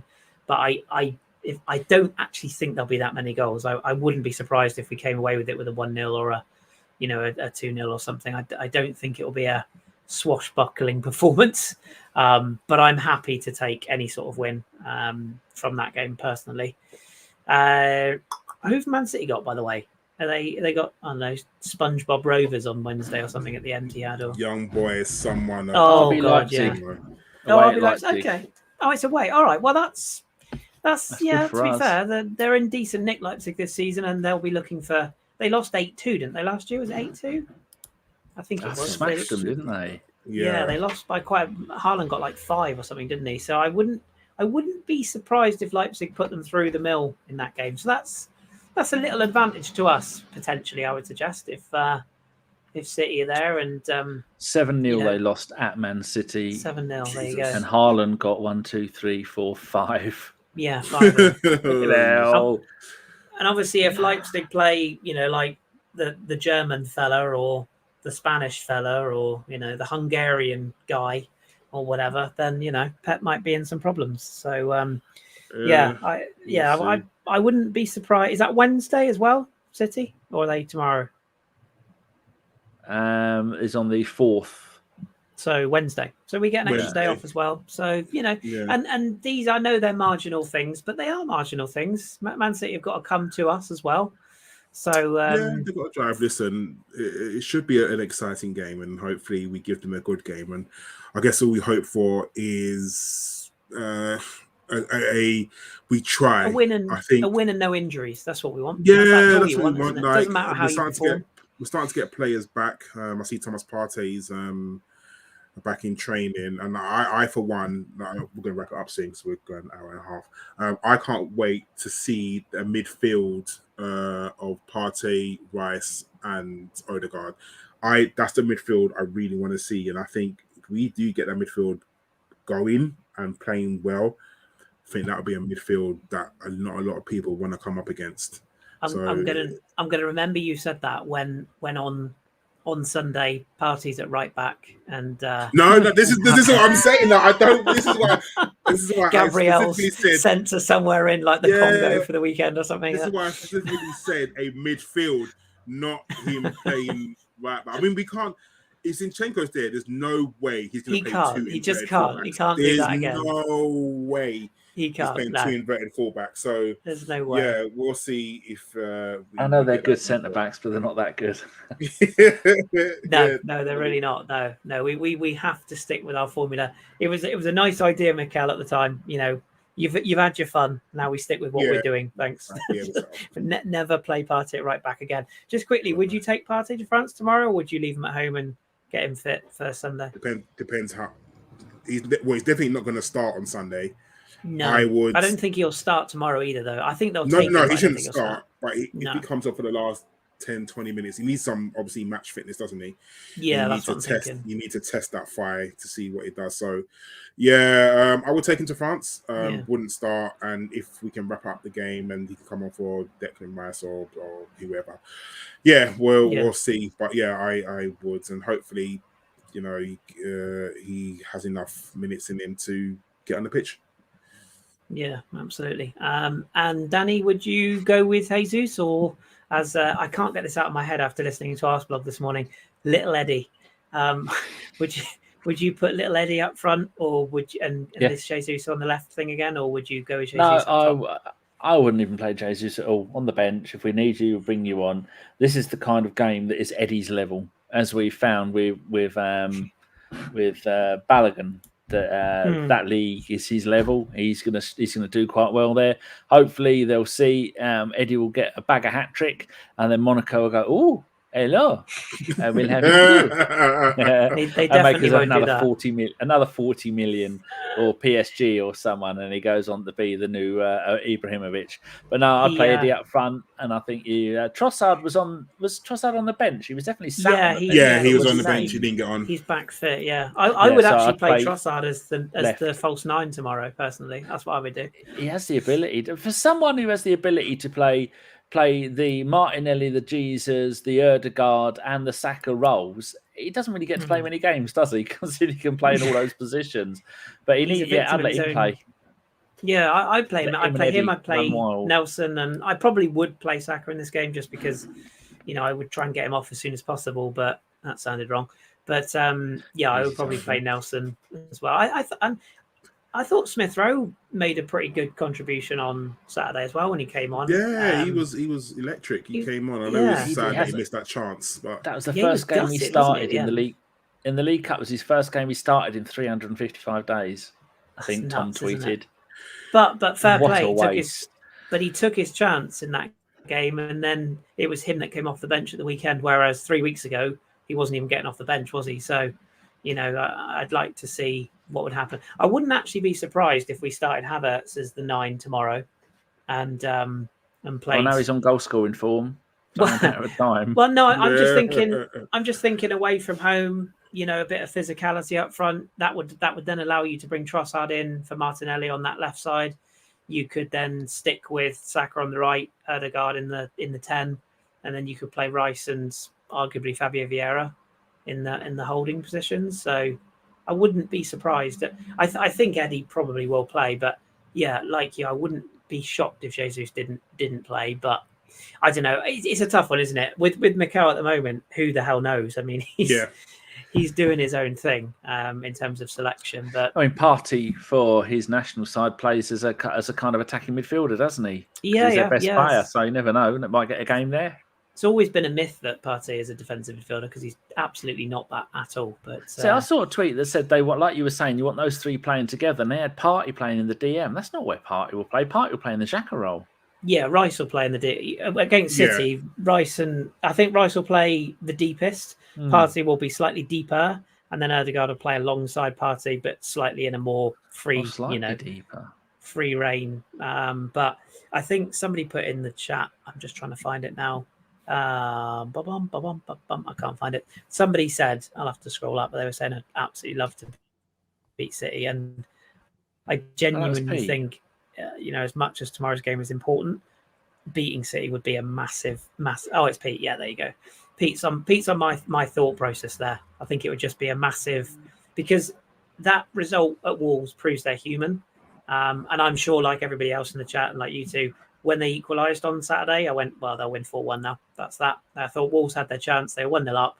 They threw it away. And then for Wolves to go on and win that, and for Man United to shit the bed on the same day, I mean, we were a Liverpool away from a hat-trick. I mean, that would have been perfect. Perfect day for us. But and I think arguably Liverpool are probably going to be one of the biggest challenges this season. They're under the radar, Liverpool, at the moment. I think so. They're almost like we were last year. Yeah.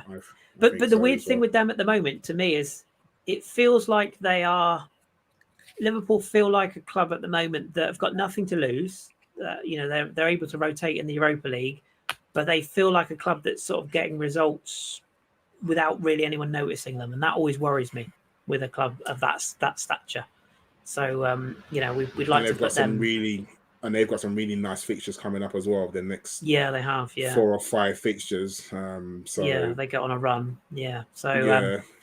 But ultimately, we know that this isn't the time of the season that City go. If anything, playing City now is ideal for us because it probably would have been better, weirdly, if we'd have played them away first, because we know that as well. Post Christmas, we know that they're just going to win.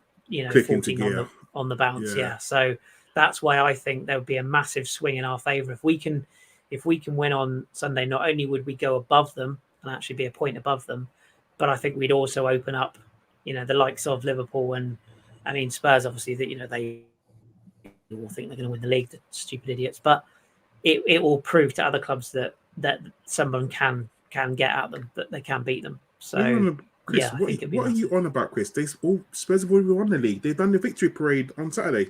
Oh yeah, I keep forgetting. Is the DVD out yet? I don't know if that's out. Can't say that. Can't say DVD when talking about Spurs. Oh, can't you? Oh no, because it's racist, isn't it? Sorry. Yeah. Is the mini disc out yet? Is the MP3 out? It's a VHS.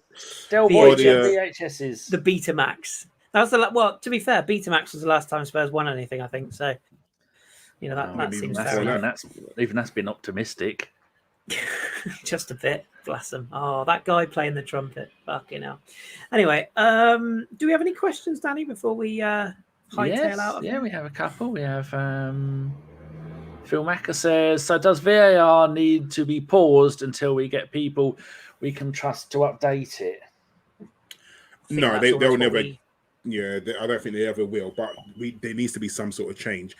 Whether that change happens mid-season or at the end of the season will remain to be seen. But I think I read somewhere that they're contracted for it to be as it is until the end of the season, regardless. So I think it has to stay. I don't know if you spoke about this before, but the automated offside that happened in the World Cup. Oh, so yeah. They're bringing that in, but apparently the Premier League clubs voted against it. Yeah, I have no idea why, but I think it's now going to be implemented. Trust them, that's why. Yeah, but I think now it's going to be implemented, like no matter what. Like when it happens, I don't know, but they definitely are going to implement that automated offside. So what could possibly go wrong? Yeah, exactly. I mean, I think there's still human thing in it, but what could go wrong, but we'll see. I was listening to Radio 5 the other day, and they had some people on. One was a Charlton season ticket holder, and she did a podcast, and she could barely string 2 words together. I thought, yeah, that sounds about right. And they were all saying, I think the other one was a lower league one, maybe Chester or something. And they're both saying, we don't like Premier League football. VAR is ruining the game. We like it the old-fashioned way. And the bloke went, because when you score, we celebrate. And I thought, that is so true. Yeah. Just get rid of it. Didn't they even check Ben White's goal on Sunday? Like, for what? It's the fucking cleanest header you've ever seen. Like, it has definitely sapped the energy out. Because every time, don't gamble, kids, it's a mugs game. But I put a couple of quid on games at the weekends, like accumulators, like everybody else of an adult age. And whenever you see like the Bet365 app or whatever, and it flashes up like on your accumulator, oh, so-and-so scored, I don't ever go, oh, well, that's the goals I need for that game, discount that. I sit there and I stare at it and I go, right, what are they going to disallow it for? And sometimes it's 2 or 3 minutes. It's like goal disallowed, for fuck's sake. So, no, I mean, I agree. I do feel like we're a bit hypocritical to the degree that if we had it the old way, I don't know, because if we had it the old way, we'd be moaning, right? But we're moaning now. So what's the difference? Well, come in because the referees would be accountable to technology, but they're not. Yeah, well, they don't even apologise. They don't, and then Liverpool complain they've been mugged off, and then they go and give them a bloody parking ticket for their antics. You couldn't make it up, could you? It's just absolutely ridiculous. Couldn't make it up. Yeah. Another question from And Lots of Numbers. Any thoughts on rumours of ESR wanting out, loan or sale? He'd be mad to, wouldn't he, Karl? Yeah, he's not going anywhere. I think. Listen, he's a young guy who wants to play football, and you can't blame him for that. He just wants to play football. Yeah. I think Mikel Arteta has his core people who he trusts and he only wants to play with. And I think what Mikel Arteta said about him, he needs to stay fit. He has to try and stay fit. Now, you can't help getting injured. It's just one of those things. But I think Mikel Arteta wants to see that he can stay fit and try and break into that first team. Look, he's going to be up against a £60 million Kai Havertz. You're hoping that he's going to be up against him to play, and also Martin Odegaard. So when Martin Odegaard gets injured or needs a rest, who replaces Odegaard? Is it Vieira or is it going to be ESR? Like, it's going to be one of those two. So he's just got to wait for his chance. And we both know, all 3 of us know, it's a long season. We're only in October. It's a long, grunt, hard season, and there's going to be games that we need to play. So he's going to get game time. It's just when. But I don't blame him for wanting to leave, and I don't believe those rumours. I don't think he wants to leave anyway. But you summed that up perfectly. You'd be mad if he did. Question, Kris, from Avon. I was just going to say my 2 pence worth of that, by the way, is. Go on. Oh, sorry. I was just going to say my 2 pence worth of that just really quickly was I hope he gets more games now, because I feel like he's knocking on the door now, and I just hope that it clicks for him, because I wouldn't want to see him leave. That was all. Yeah, he's he'll come good, and he'll show what he can do, and then Arteta will see that, and he will get games, because like Karl said, it's a long old season, especially when you get into the Champions League final and the FA Cup final. Kris, Avon Not Teddington says, there's a lot of talk of getting Ivan Toney in January. It may cost as much as £80 million, and we might need to sell someone to get it done. So would you sell Aaron Ramsdale to fund a move for Toney? Don't start the Ramsdale being sold. Femi did that on me a couple of shows ago, and I nearly shit head. Absolute nonsense. And I know what you're going to say, Kris, but go on. What do you think about getting old man Toney? Because that's exactly the kind of player that Arteta loves, isn't it? A Rowe. No, it's everything Arteta. I would. I said last week. I know Josh isn't a big fan, but I said last week that I would go with Toney if I could. I think 80 million is a bit steep. I think 60 million is a bit steep. I actually think whoever gets him will pay somewhere in the 40 to 45 when it all shakes out. Maybe some add-ons and all that jazz, but I don't think he'll go for that high-end wage or high-end fee. Chelsea Well, that's the danger, isn't it? It's got whiffs of Louis Saha, hasn't it? Of like, oh, he's always been an Arsenal fan and always wanted to join us, and it just never happens. So I wouldn't be surprised if he never does. But as for the Ramsdale thing, yeah, I mean, the only thing I would say, and I know Avon's taken a bit of flack for that thought process, but I see where he's coming from. It's only a question. Yeah, and I do tend to agree with Avon a bit here because he is an England international and he does hold value. Don't get me wrong. I don't think he goes anywhere this season. I think it would be an end of the season situation. But there's no way they are going to keep Raya and Ramsdale long term. No. One of them is going to go. Like, they just are. And I wouldn't be surprised when you look at the top goalkeepers when you look at the top clubs in England, how many of them have got a top goalkeeper now? There's not many. Ederson is arguably up there with the best, as is Alisson. But Man United are still. Oh yeah, Man United got around. No, they really haven't. They certainly haven't got the Inter version of Onana. Chelsea have got Brighton's reject. Spurs think they've got a world-class goalkeeper when in reality he's just a flap away from being Lloris Part 2. He still can't get a club. He's still training with Spurs, but he's not a Spurs player. No, he's not a Spurs player. There's a few. So yeah, there would be a market for Aaron, and I don't. As I say, that's not me saying I want him to go. I don't. I would. Part of me sort of feels bad for him. It does, but I also still acknowledge the fact that Raya is probably the better goalkeeper. It's a real like that, isn't it? Well, it could just be a year or so, and then Ramsdale could learn from Raya and then sell Raya on. Well, I mean that could happen. Or the other fly in the ointment is Raya's on loan, isn't he? And although we've got a deal in place to sign him, if a bigger club usurped us and paid over the odds, then our Brentford's is it an obligation to buy in the deal? I don't know. I don't think it's an obligation, but I think it's a case of if you want him, he's yours type of situation. Yeah. I mean, if that's the case, but look, as I say, football is a cutthroat sport. Sometimes we all have our favourites. I think all of us on this podcast and pretty much every Arsenal fan you talk to loves Aaron Ramsdale. Proved a lot of people wrong. He's clearly a really good guy and a very good professional. But yeah, you have to be ruthless at this stage. And just like we let Saka go, same thing. Sometimes you just have to move on to improve your squad. And although we all get from Reiss, did we? So. No, but this is why I think Arteta will be ruthless with his strikers as well, because I can see it coming. I think as much as we love Eddie, he's not good enough. We know he's not. Jesus is not going to give you 25 goals a season as much as we want him to. No. Ivan Toney is a different option. It's all well and good having two small strikers, but when you got someone you can be a target man. Imagine him knocking down ball, like him getting the ball and just holding it up for like Odegaard to smash one in, or laying it off to Saka and things like that. It would just be such a different dynamic. It would be great, but it's not going to happen. And Ollie Watkins, the first Aston Villa player to get 2 hat-tricks in a top flight season since Andy Gray in the 70s. And that's brilliant. But I worry Watkins is just too much like what we've got. And again, he's a bit of a streaky striker. Got a touch of the Walcott's about him. Too nice. A little bit, and also he goes on these strong runs and then he disappears for 6 months.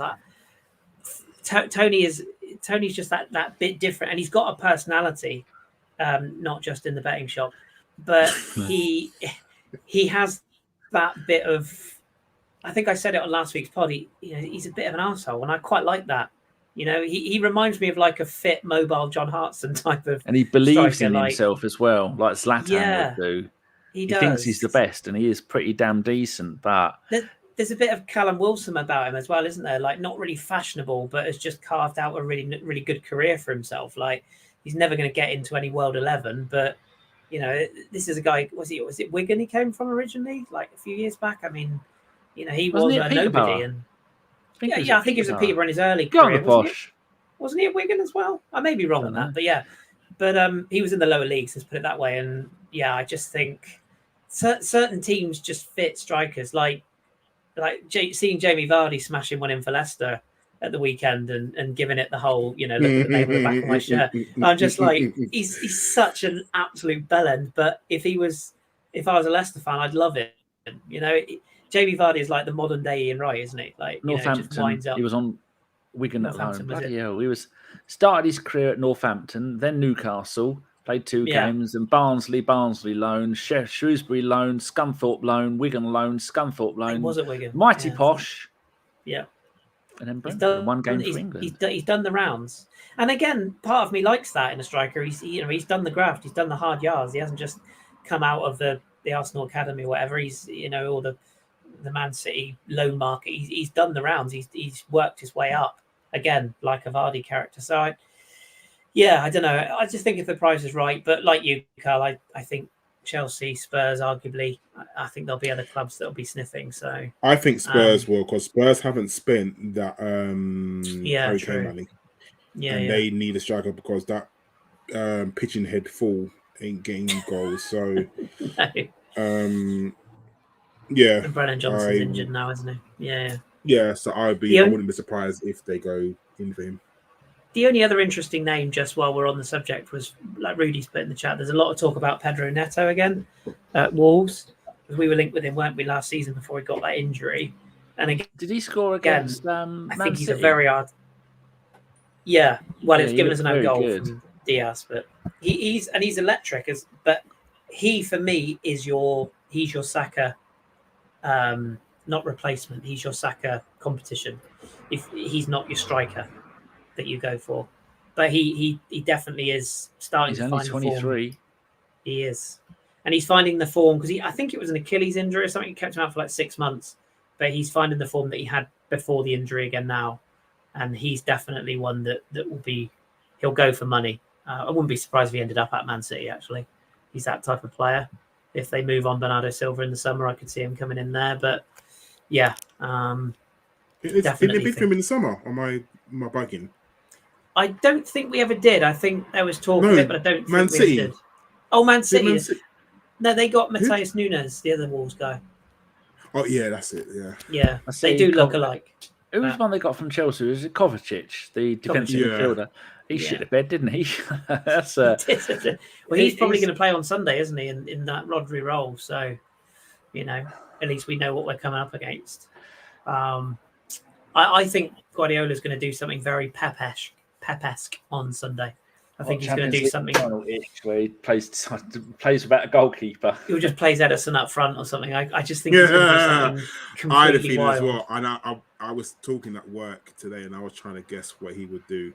And I was saying, I don't know if he's going to go like man for man, if he's going to fuck it. We are just going to attack Arsenal, and if we lose, we lose, and if we win, all good. But he's going to come up with something, and they're going to call it the greatest tactician since tactics were ever invented. Like, because it's not just Rodri, is it? It's Kevin De Bruyne missing as well. Like, you've taken the 2 most important parts of that team out, and Gundogan as well. Yeah, so that's a massive loss.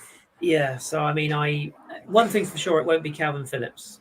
So, what a career for that young man! I looked at Wolves' second goal that they conceded, second goal that they scored. Yeah, and Calvin Phillips that literally just looks at the goal, like he looks at the ball, can't move, can he? He just couldn't get there. Just like and he's just like, I can't be bothered. Yeah, that's a move and a half that's failed.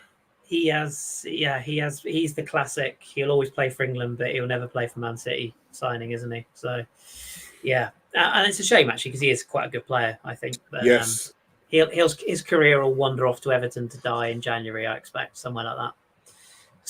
Good times. Anyway, any more questions, Danny, or is that our lot? That seems to be it. No one's noticed. I've got my T-shirt on back to front. I certainly did. I was going to say something, but I didn't want to embarrass you, Danny. I didn't even notice, so shows how much I know. I just don't care. Are we doing a pod on Wednesday? I was just going to say that. Thursday, I think we're doing one, aren't we? That was the... That was going to be the day after it, wasn't it? Or Wednesday or Thursday? I don't think it really matters. Oh, sorry. Yeah, we're playing tomorrow. Shit. Yes. Yeah, we could do Wednesday. We could do Wednesday if you want to do Wednesday. It won't be a long one. Because it will just be about. That's what she said. It will just be Lons. But yeah, we can do Wednesday if you're free on Wednesday. Who's actually, before I commit to this, before I commit to this, let me just double check something. Wednesday's games are. Oh, here we go. What's he going to miss? Newcastle PSG. Ooh. All right. It's going to be Thursday. It's going to be Thursday. Just say it. We'll do Wednesday, but we need to be sharp. All right. We need to be 7 kickoff and we need to be done by 8. All right. That's the deal. Yeah.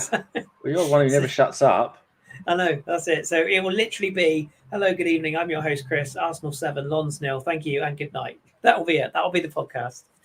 But no, we will, all jokes aside, I don't mind missing 10, 15 minutes of that game if needs be, but we will aim to do something for you on Wednesday then, yeah. I got the French pod earlier on in the evening, but I'm free after that. So yeah. Mbappe versus Dan Burn. I can't wait. It should be. Well, if Mbappe's fit, I mean, he did play at the weekend and he looked pretty sharp. So, but yeah, PSG drew 0-0. They were saving their goals for Newcastle. Hopefully. Are they like 4th now? 5th at the moment. Yeah. You know. Yeah. It's all part of the process. I mean, we all know they'll be top in about 6 months' time, so I wouldn't worry about that. But yeah, of course. They are starting to become likeable. Dare I say it? I think more people would like to see them win than Newcastle. So, you know. Anyway, that's for the Newcastle podcast. But yeah, we'll be back. Don't know who it's going to be on Wednesday. Might just be me and Danny talking crap again. Who knows? But when we get Femi early, he can leave the West Wing and go over to the Southeast quadrant. Yeah, or you could just do it like on the fly, like get one of his minions to bring him, like move the mic in front of his face and just, could do that, couldn't we? Dear. Anyway, Danny, thank you for popping on and, holding the fort for that, what was it, an hour we just sat and chatted, wasn't it? I don't know. I'm dealing with 6 cats. I've lost the will to live and I've got my T-shirt on back to front. And Sean's back later tonight. She's going to be a moody cow. What a time to be alive. And it's my birthday next Tuesday. So that's a good job we got an international break. We have to do the pod next Monday, not Tuesday. That's fine. Right, where are you going? Well, Tuesday's my birthday. I shall go out. Where are you going? Where are you going? Where are you going? You're not going outside again, are you? No. You've had your time outside for this year. Like, you Femi's invited me to his villa in Tenerife. Have you seen what Femi's just put in the chat? He's going to watch Lord of the Rings on Wednesday. What is this, Femi? 2002? Like, what do you mean you're going to watch Lord of the fucking Rings? The skinny ball bloke is the one with the ring. I don't want to ruin it. What the fuck is he doing, man? Good Lord above. Anyway. Well, whoever can be bothered to turn up on Wednesday will be here. And yes, we will pod again next Monday. No problem. Right, Danny, you go change your T-shirt. Karl, hopefully everything is settled down and you can have a bit of your evening back to yourself. But yes, we will be back on Wednesday. So look forward to that. And we will discuss the Lons game. And I think we've kind of previewed City already, but we'll have a little chat about Lons anyway. So look forward to that. Thank you very much to all the people in the chat as well. You lot are bloody legends. Always the same names every week. We love you all very, very much. And we definitely don't pay you to be here. So we appreciate that. Danny, thank you very much for your time and devotion and all that good stuff. It has been an absolute pleasure. I'm now going to go and cook dinner, and I think I'm going to have Marks and Sparks' finest fish cakes. They've got some goo in the middle and some potatoes. Karl, thanks for being here. If you can follow that, try it. I can't. I am going to have a shower, get a bottle of water, and go to bed as I have work at 0600 tomorrow morning.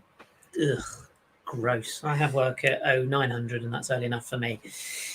So all that remains to be said is, yes, thank you all for listening. And don't forget, people, it's October. So check your tits. All right. Thank you for watching. We'll see you after Lons. Good night. Say it, Karl. Oh, #fuck Ellis. As soon as I scored that goal, I was fucking livid. Get down, dog. Splendid business. He nearly caught the bloody thing. What are you talking about? So I've just eaten a full quiche. Well, you don't often see them at it. So when you see them in the supermarket, they need to be swagged, microwaved immediately, and get the brown sauce on and bosh, Bob's your uncle. Never in doubt.